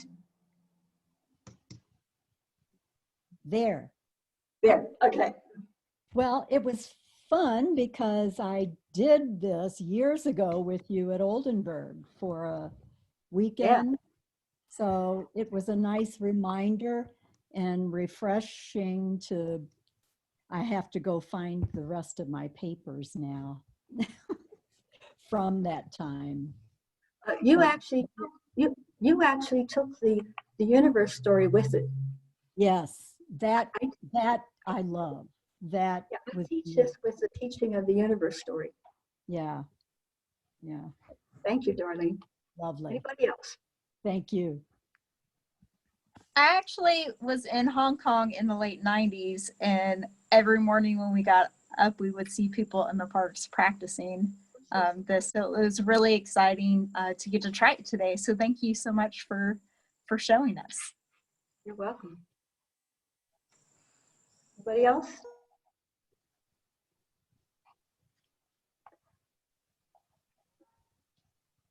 Claire, I had done this in the past too and haven't practiced, but what it brought back is that body memory of when I'm in a stress time or when I'm, I don't know, trying to practice mindfulness. I find myself kind of moving in that gentle.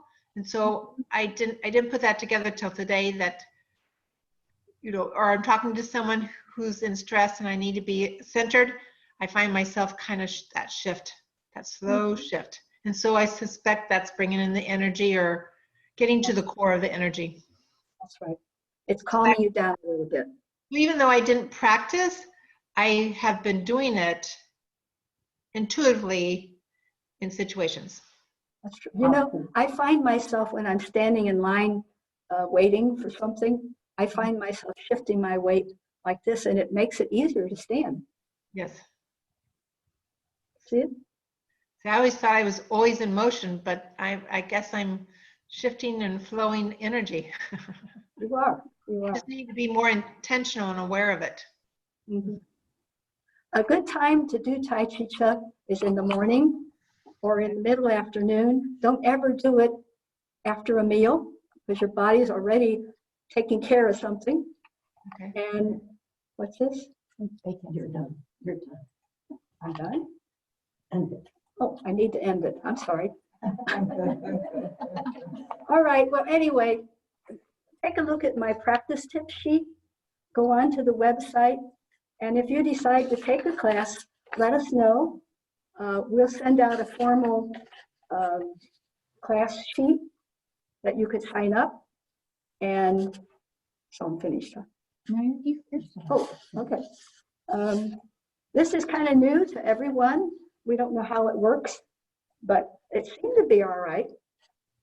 I could see you a little bit, but I couldn't see your feet.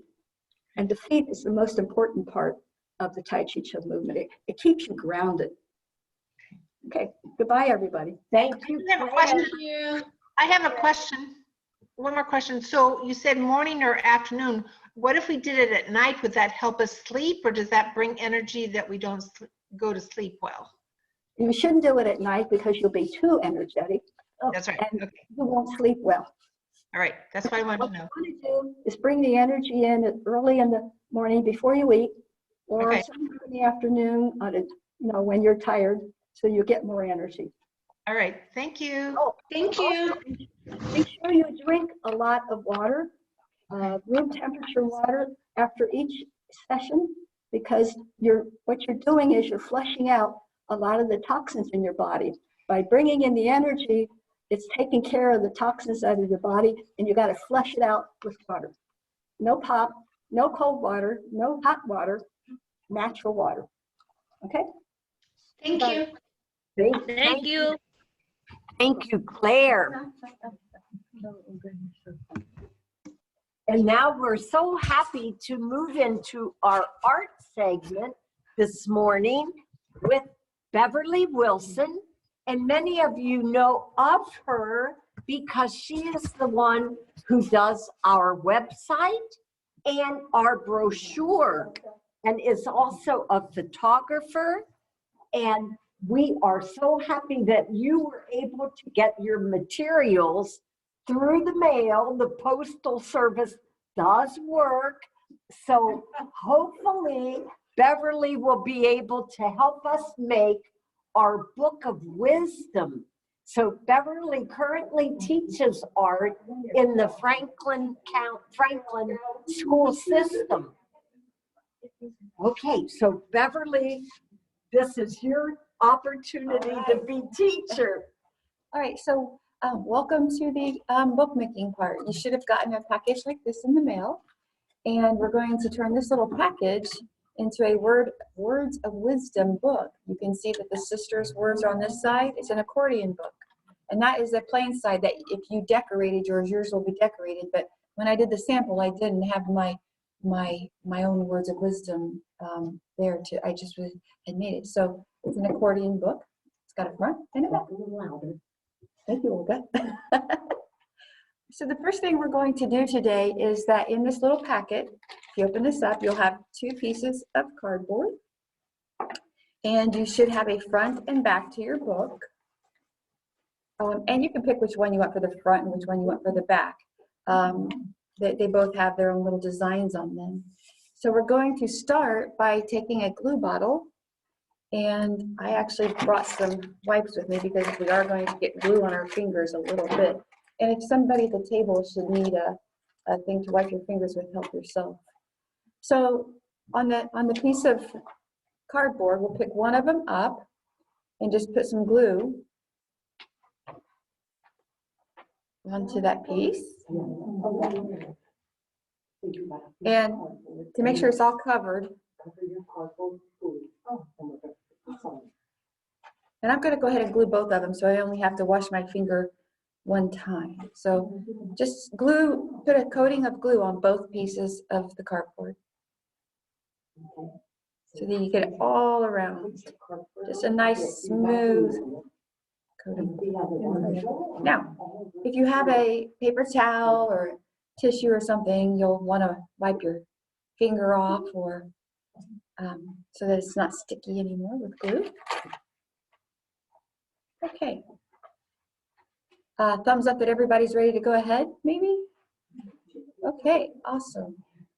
On both pieces of the poster board that has glue, you're going to take, and I kind of like to hold it up to the light so I can kind of see the outline behind it, so I can see that I'm centering. Before I press it down, I found that if I have it with the light in the back, I can see that it's centered. So you're going to just push that to the front piece, okay? And we'll do more with this one, but just kind of put this piece on. What are we putting on it? I don't understand. Oh, the piece of paper, I'm sorry, that looks like this. There's a front piece and a back piece that we're putting on. Can you hold it closer to the camera? I don't see what that is. Oh, I see it, got it. This one? Does she have it? Yeah, and we're going to do both of them. So both pieces of paper, there's a front and a back, and both of them will be put. See, there's the cardboard on the poster board on the back. And here's my other piece where I have glue on the poster board. And once again, I found if I hold this up to a light, I can see where I'm placing it so that I have it centered. The poster board shows from the back side, and I can put that right in the middle. And then you're just going to press down. Okay, that's the first part. I'll give you a second to do that. Do you have scissors at the table over there? There's a pair, Olga, right over there, because I brought some here so they can use. The next thing we're going to do is we're going to finish the back side. This is the cover, so we want to make the back side. The back side eventually won't really show very much. On the 4 corners, I don't know if you can see, you're just going to cut an angle off at the corner so it'll fold nicely. So just an angle cut. And I don't know if you can, if I hold this at an angle, you're just going to cut an angle. What's the back one? I can't tell what's back. It doesn't matter. You're going to do it to both of them. Okay. So you're going to repeat this on both pieces. You're just all 4 corners. You just want to cut the edge of the corner off.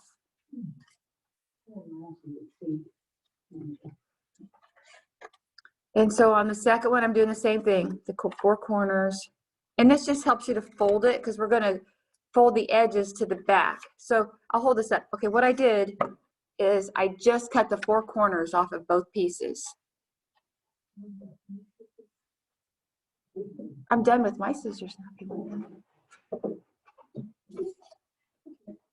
See, we're going to glue it down so it's folded down and glued like this. So you'll put a little glue on the flaps that are on the sides of that, and then you're going to put glue, and then you're just going to wrap them. And by cutting the 4 corners, it just makes it fold easier. Okay, so I'm going to unfold that, and I'm going to put my glue on.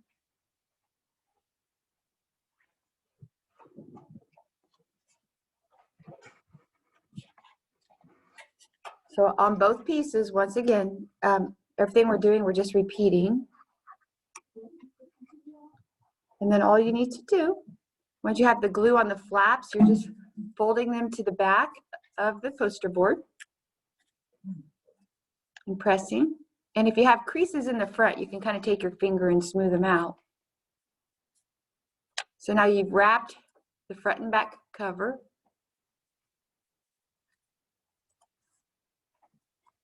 So I just glued that down, and then I'm going to press them to this piece too. I have glue on it already. I'm just going to wrap them. There's glue already on them. Wrap. So you just press the glued piece down on both pieces, and then you have your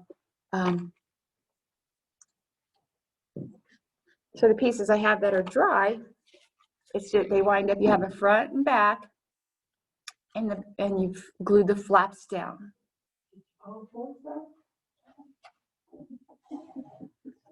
You just have these two pieces. And then we'll set those aside, and I'll give you just a second so that everybody has a chance to get caught up.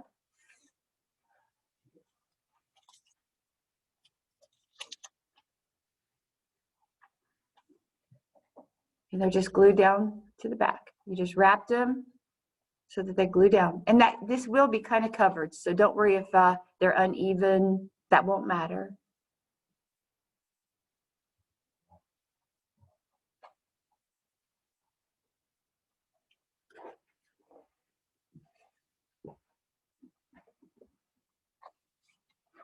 Do you need a towel? I've got little things here. Would Claire like the sample pieces to work with? I just want to watch. Okay, I've got extras.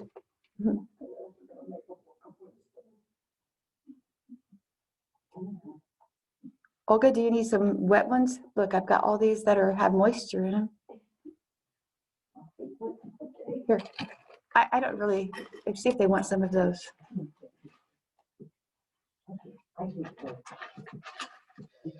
Yay! I see a few people holding up their projects. Amazing that you can do this on Zoom. I know, yeah. Our school where I teach has gone to a hybrid model where I have half of my students on Monday, Tuesday, the other half on Thursday and Friday. Everybody's at home on Wednesday, but when you have half your kids in school, you have the other half at home. And I've been teaching for almost 40 years, and this has been my most challenging year ever. And then, you know, the kids are supposed to always turn in their art assignments to me at school, but the kids that are home and always at home can turn them online, but then you have kids turning stuff in everywhere. And so the end of the 9 weeks is Monday. So this weekend I shall be on a scavenger hunt for assignments. Yes, a scavenger hunt to find them all. And I feel you. I'm a teacher too, and that it's been the craziest time ever. Yes. Trying to teach math online and trying to teach kids how to type math is like, whoa. Yeah. Well, I'm so excited. While you're teaching, while you're waiting, just remember to do your Tai Chi move. Yeah, exactly. All right, so this is, does everybody feel like they have their front and back? Yay. The next part is going to seem difficult, but I don't think it is. It's a lot of folding. I overwhelmed Sister Olga a little bit because, but then not to make Olga feel bad, Mary, the beautiful redhead in the corner of my screen. I don't know if she's on your screen, but she said, no, this is easy. So we will move ahead. In the package, sorry to put you on the spot, Mary and Olga. You should have a paper that has, and if you already decorated this, I made the lines very faint. They will all have folds on them eventually. The side that had the lines on it with nothing, you were able to add your own stuff to it. If you didn't, that's okay. You could still maybe put stickers or something in later. You could still add to it, I think. So there was one side that had the lines for folding, And then there was another piece. The sister so graciously gave me some words of wisdom. I very much appreciated reading those. Some of them really came at a much needed time for me for some words of advice. But this piece, the sisters had emailed, I got emails from them with some words of wisdom. And basically what we're going to do, I think I already fold it in half and then in half again. You do need one, we're going to fan fold it so that it'll just, the one that doesn't have a fold, if you will start, this is where I threw my dear sister Olga. I used the word a mountain fold instead of a valley fold. Where the words are, it's already got a fold mark. If you'll just fold that back so it creases on that very first line. And it needs to be a mountain fold. And I only say that way the words, if you were to set it on the table and have a mountain, the words are on the mountain side. It's not, if you had a valley fold, it would be down in the valley so low. I won't start singing. So as you fan fold this, you just want the words to be on the mountain. And then you're just going to keep going and fan fold it back and forth so that, and if you have to invert one of the folds from when I sent it, that's okay. Most of the folds will already kind of be there, but you're just going to fan fold it back and forth. You will have to add, not all the lines had a fold on them, but your fold should occur on one of the very light gray lines. So that when you're done, you have just fan folded it and all the words, if you were to lay it, see how it's just fan folded? Like, it's called an accordion book, so that's where you get the accordion. Did you do it, Olga? Back and forth. So that all the words, if you laid it on the table, the word side would face up. You would see the quotes. The printed side would be that side. Did Olga get it? Yay. I knew you could do this. But see, Mary's helping you, so she had that extra bit of advice that you needed. Mary's going to come with you to school. So does everybody have the first one fan folded? Oh, look at them. We have to do more folds on this, but I'm going to wait just a sec because we're going to do the same thing. And once again, there's very light lines, and without my reading glasses on, I can barely see them, but yeah, there they are. You're going to fan fold this one, and the lines should once again be the mountain folds. And so you just fan fold back and forth.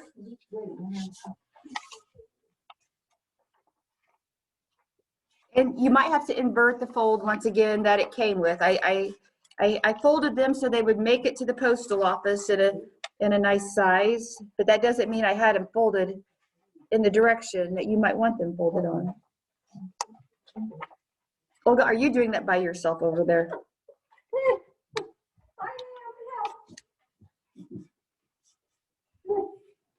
Is this where the crone just wants to go home and have her daughter do it?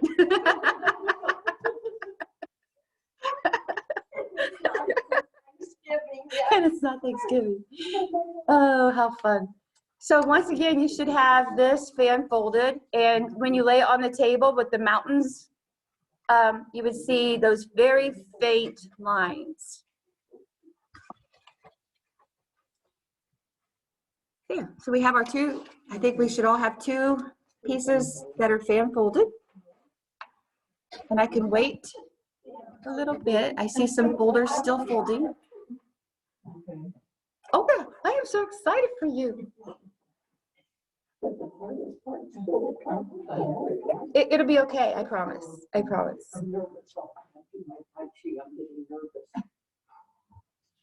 Okay.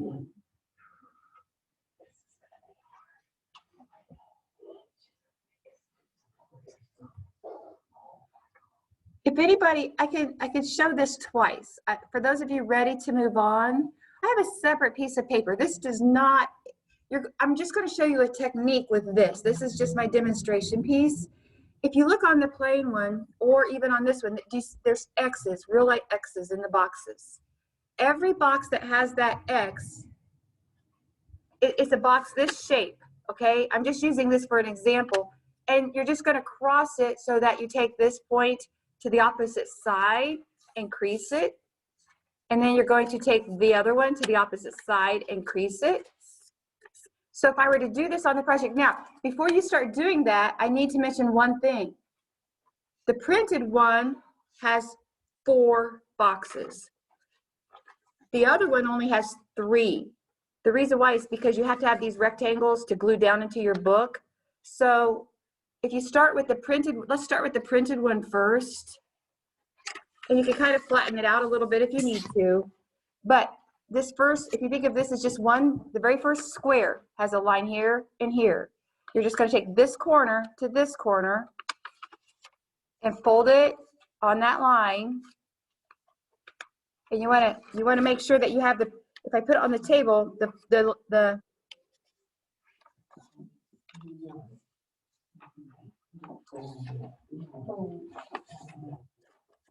so what I did is on the side with the print, I folded it this way and this way to get that X fold in that box. And then you move over to the next square. So if I kind of put everything, you know, there's another square in this one. So if I lay that on the table and go from one side to the other,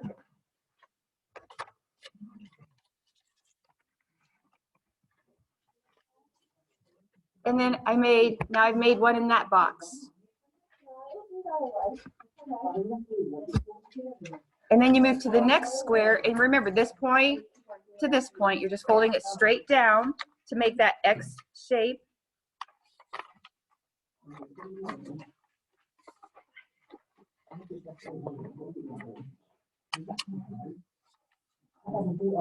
And then there's one more X on the end, and the end ones are kind of easy because you're just folding them. I could almost do that one up in the air.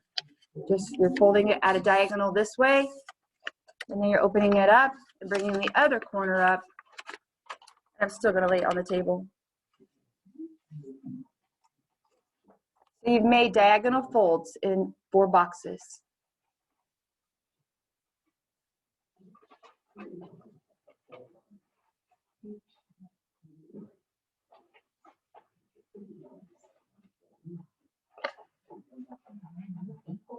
Yay. Oh, I think everybody at home is like A+. The teacher in me wants to just give you an A+. This is awesome. Is there anybody with a question? Yeah. Yeah. Now, this one only has 3 boxes. We're going to skip that first rectangle because it's going to be glued to the back and front cover. So you have to do it again, but you're pretend like this just doesn't exist right now. Go to the second one, and you see a box with very light lines, and you're just going to fold to you will only have to do it 3 times on the one that didn't come with anything printed on it. Were we folding with the words out or inside the? When you fold it, the words should be facing up and the lines should be facing up. So if you have it on the table, whatever side has the print on it should be facing up. Okay. And if you accidentally folded it the wrong way, it'll still work. It's just you'll have to invert your folds when we do the last folding.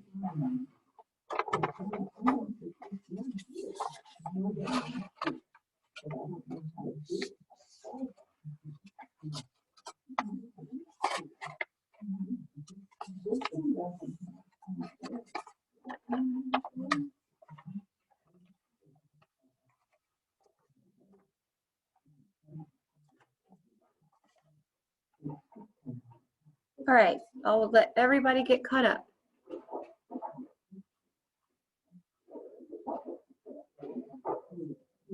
Olga has turned into a teacher.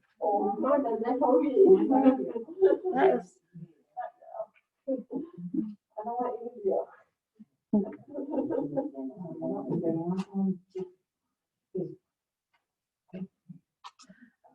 I very much want to just turn this around, but I'm afraid I'll mess up Mary's setup.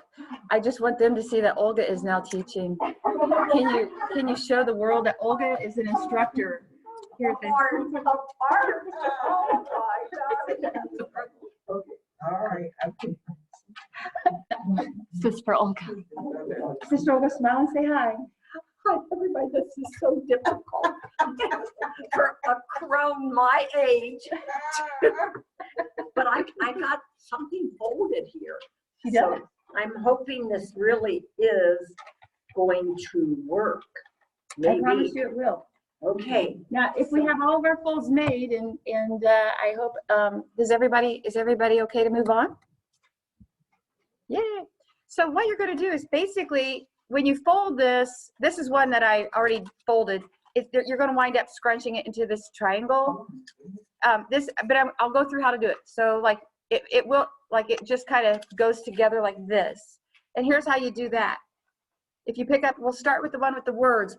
The words are going to be kind of folded into the middle. You just push the two sides in and let that triangle collapse.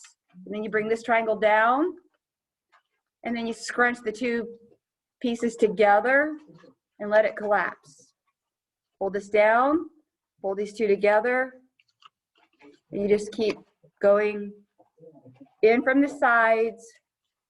And when you're all done, the print should be kind of enclosed inside of it.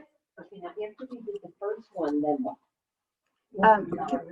You just keep going. So I'll do this again. So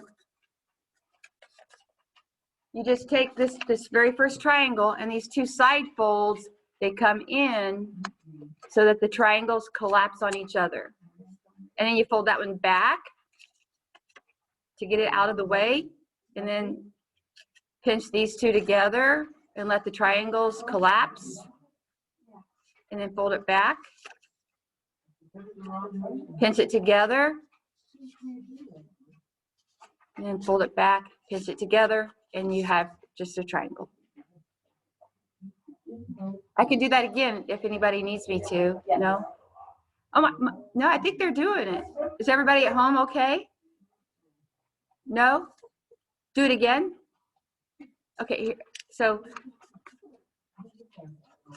yeah, so take that very first triangle, and I wonder if your folds might be inverted. Darlene, I wonder if maybe when you did the square, did you fold the words, like if you take and fold it so that the letters were on the inside when you folded it? Does that help a little bit, Darlene? Can you unmute, Darlene? You want me to fold the... When you folded your X's, you wanted to make sure that they went across the top of the black lettering. And also, just in case, if you needed to fan fold it, if you open it up all the way, when you fan folded it, you would have wanted the black lettering to be like at the top of your fan fold. So maybe if that would, you know, when you did that, when you fan folded it, if I go backwards and re-fan fold it, and then all the black lettering should have been what was poking up. Yeah. Go ahead. Go ahead. Okay, well, and then I can back up a little bit and help you if you need to. But if and then but then you just fold this first crease over the top of the letters, if that'll work. And then I don't know what the first crease is. like these two lines coming out from the side between here's a triangle, and it should, if you just push in, it'll cause this to collapse like that.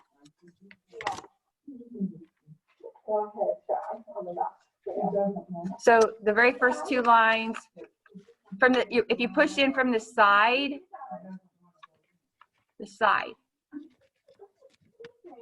yeah, there you go. And then try to get the other ones to stay straight so that your triangle will come right down.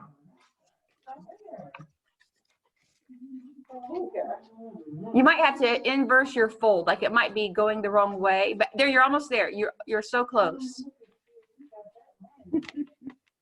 Go ahead. So if you push in from the sides and down, and then let that flip back, and then go from the sides.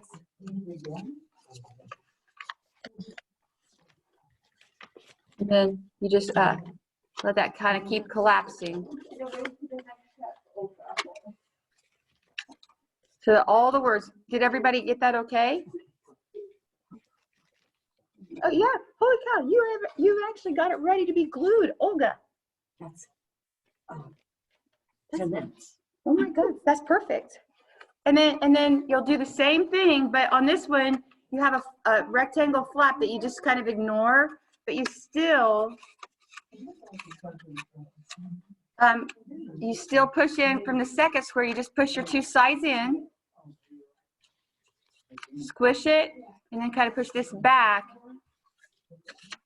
and the rectangle back, and then you push your two sides in so that it forces that top rectangle to come down on top of the one below it.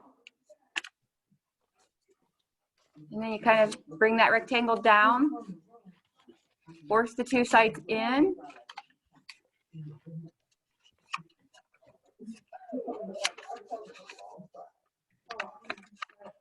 And then your flap comes down so that you've got, it's basically the same thing, you just have two rectangles on the ends.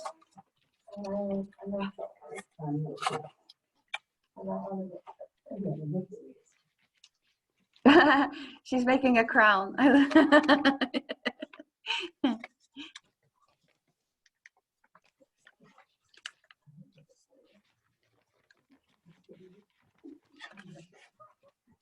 So you've just kind of push the sides in on each of your and it collapses the triangles as you go. If you fold these away from you, actually they're coming towards me now, but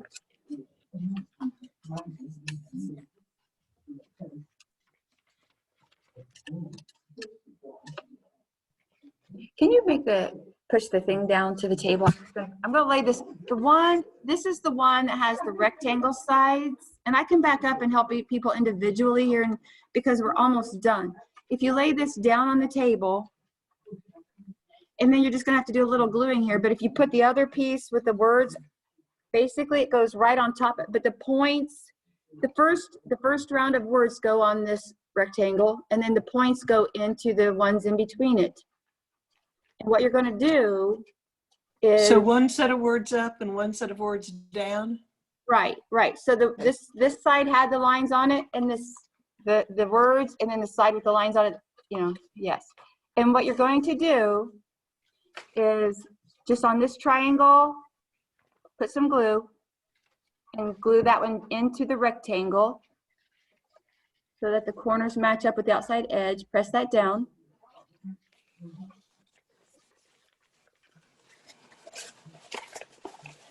And then you'll go to the other end and put glue on the back side of the triangle.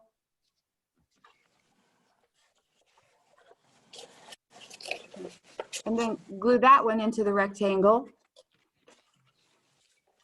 And then the tricky part is that now, just in on the back sides of the triangle, if you can just put a little glue in between these creases here, just to give this some glue to keep it in the middle area, I'm just going to put a dot of glue here, kind of on the points. And if it comes out, you can just take something and kind of wipe the extra glue off should you get some out of there, outside of the triangle. And then just push that down on top of the glue.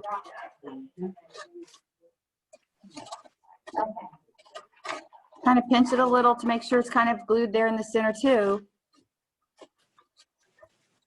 And if you want to kind of push it together, you can, and bring it back apart. Just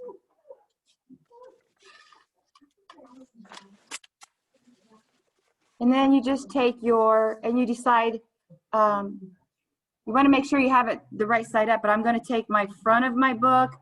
Let's see, so this one is what I used for the back. I want to make sure I have the right side facing down here. And then this one I used for the front of the book, Words of Wisdom. So I want to make sure it's facing this way.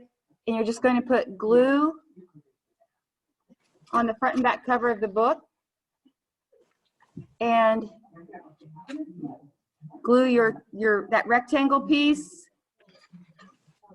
onto the front of the book,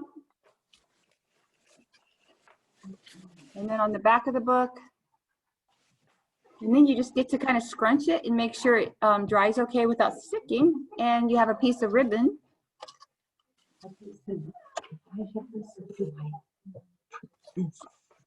Yeah, so here. So what you'll do, Olga, now is, I put this one on the back, but you can put it either way, but see, you'll just glue that. Oh, I had glue on it already, I didn't know. But see how you'll just put it right there, yeah. Yeah. So now when I pick that up, if I've glued the front and the back together, and I have a link, if anybody would like a link to a video that shows how this was done, I can give you a link to a video. I didn't make, but see now, once the back is there, you can just, it collapses on itself. And you can open it, and then you can still add stuff to that side. It won't be as easy, but you could maybe do it. But you should, you know, just, it's a book that just, it's an accordion book that just collapses together. You might not want to, you might want to let it dry open a little bit before you add your ribbon. But yes, there is a piece of, just in case, there, you know, I would let the glue dry, but then when you're done, you know, you can take this ribbon and kind of hold it shut, you know, with a cute little piece of ribbon. But you can see that then anytime, and you know what, their words of wisdom were so inspiring to me that I just liked having this, like you could just put it in your pocket or your purse. And, you know, if you just need an uplifting thought from the Sisters of St. Francis, who give me uplifting thoughts all the time, it's just so nice to be able to just open this up and read one and just put your little ribbon back on it. And if you're having a moment where you just feel like, oh, today's just not going the way I thought, I just open that up, and any one of them just inspires me to just be happier that day. So.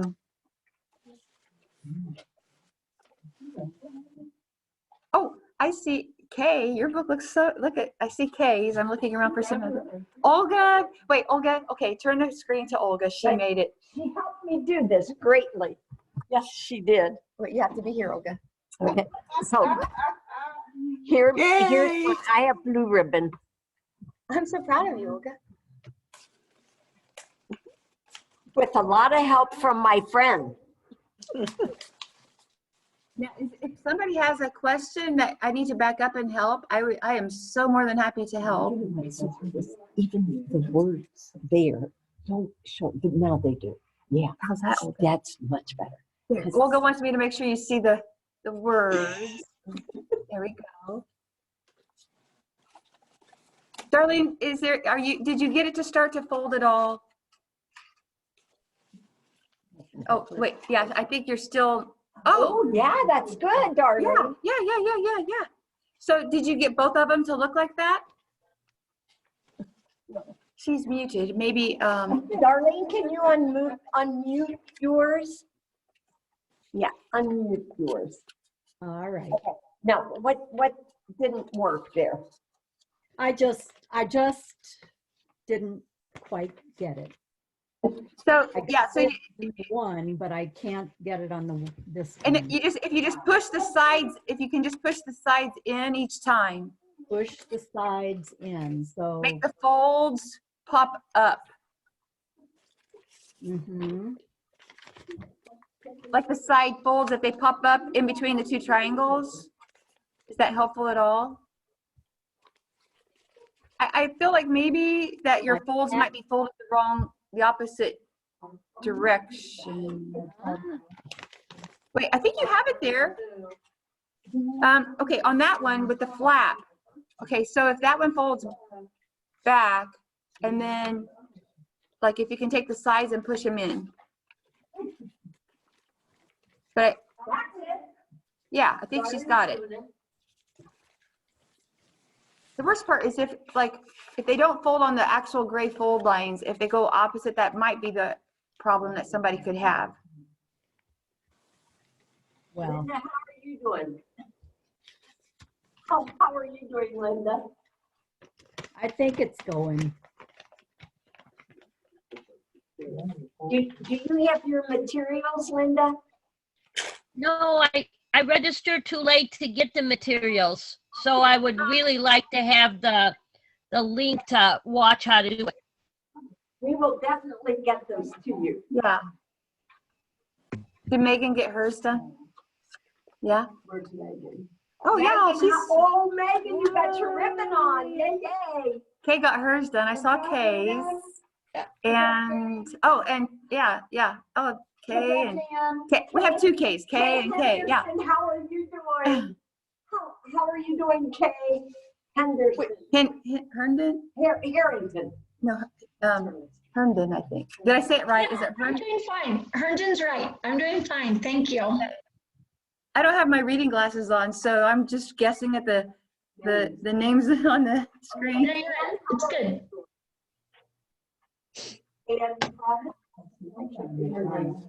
But what happens after you have both I of can make mine work. After you have both of them done, you lay the one with the rectangles on it here, and then you put the one on top of it.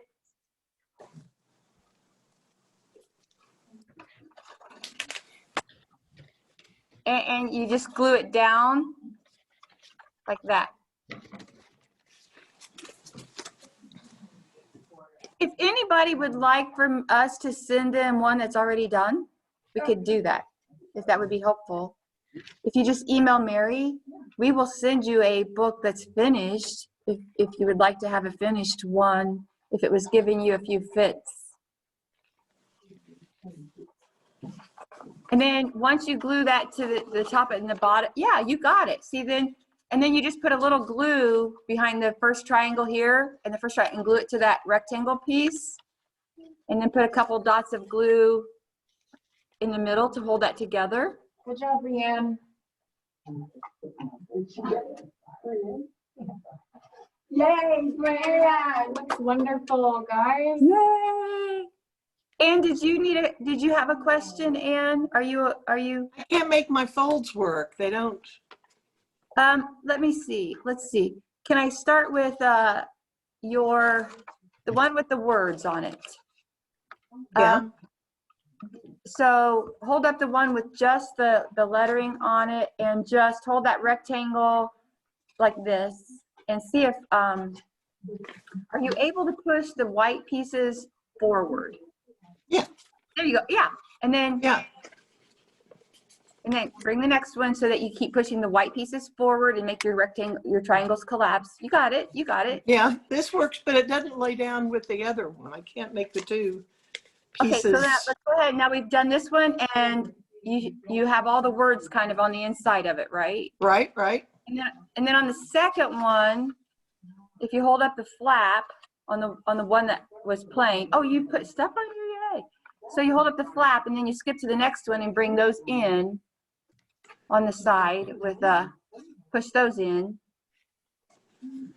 I think that's where I got off somehow. Yeah, if you push. Yeah, it doesn't align with the other mountain. I think I must have glued it wrong or something. I don't think they nest together, and I think they kind of go against each other. Did anybody else have that? They don't like perfectly nest inside of each other. Yeah, mine don't. Oh, okay. All right. Yeah, I was thinking they When you would. glue them down,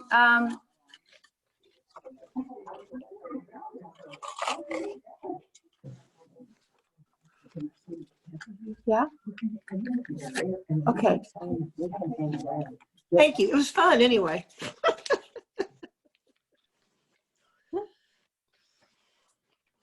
All right. Thank you.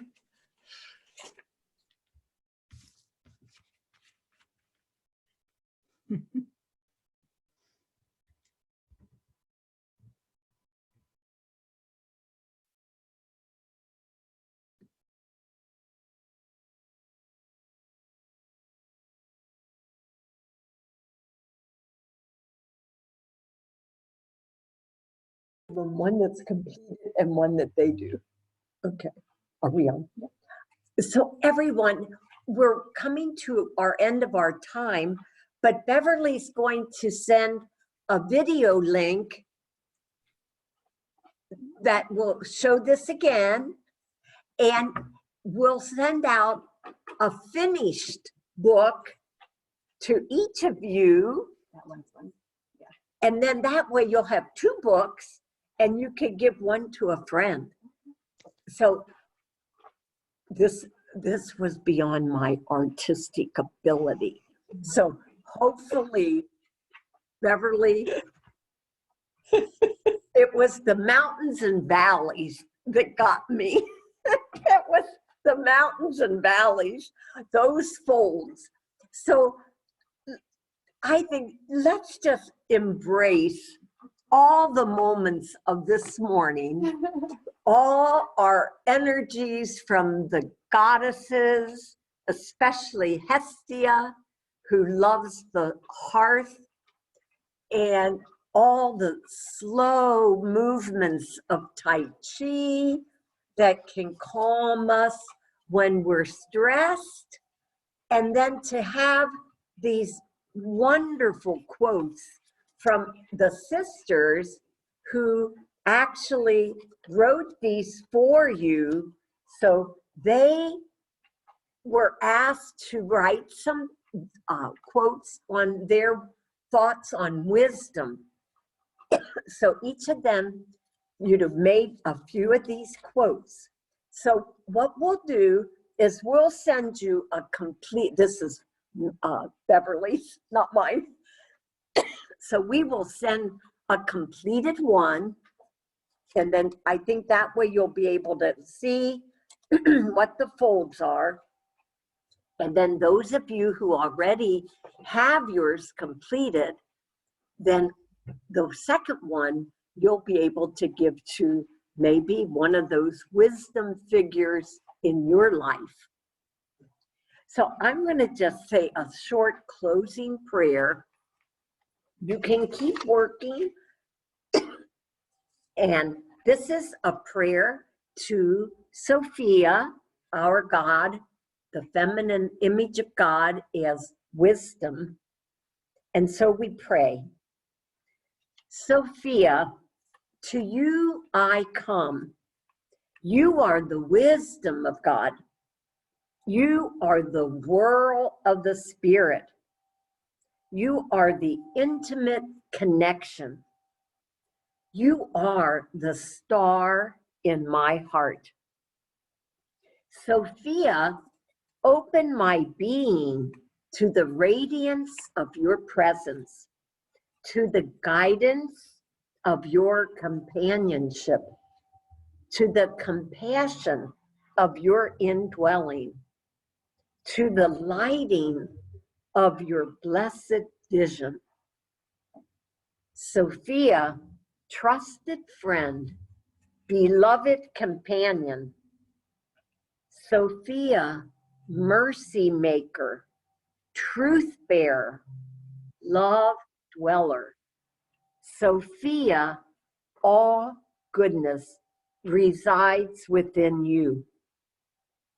Sophia, we walk together, women carrying the water of life in our memory and in our meaning for life.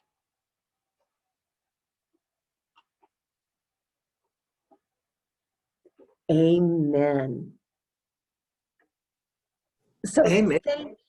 Thank you all for coming, and look for something in the mail and look for something online.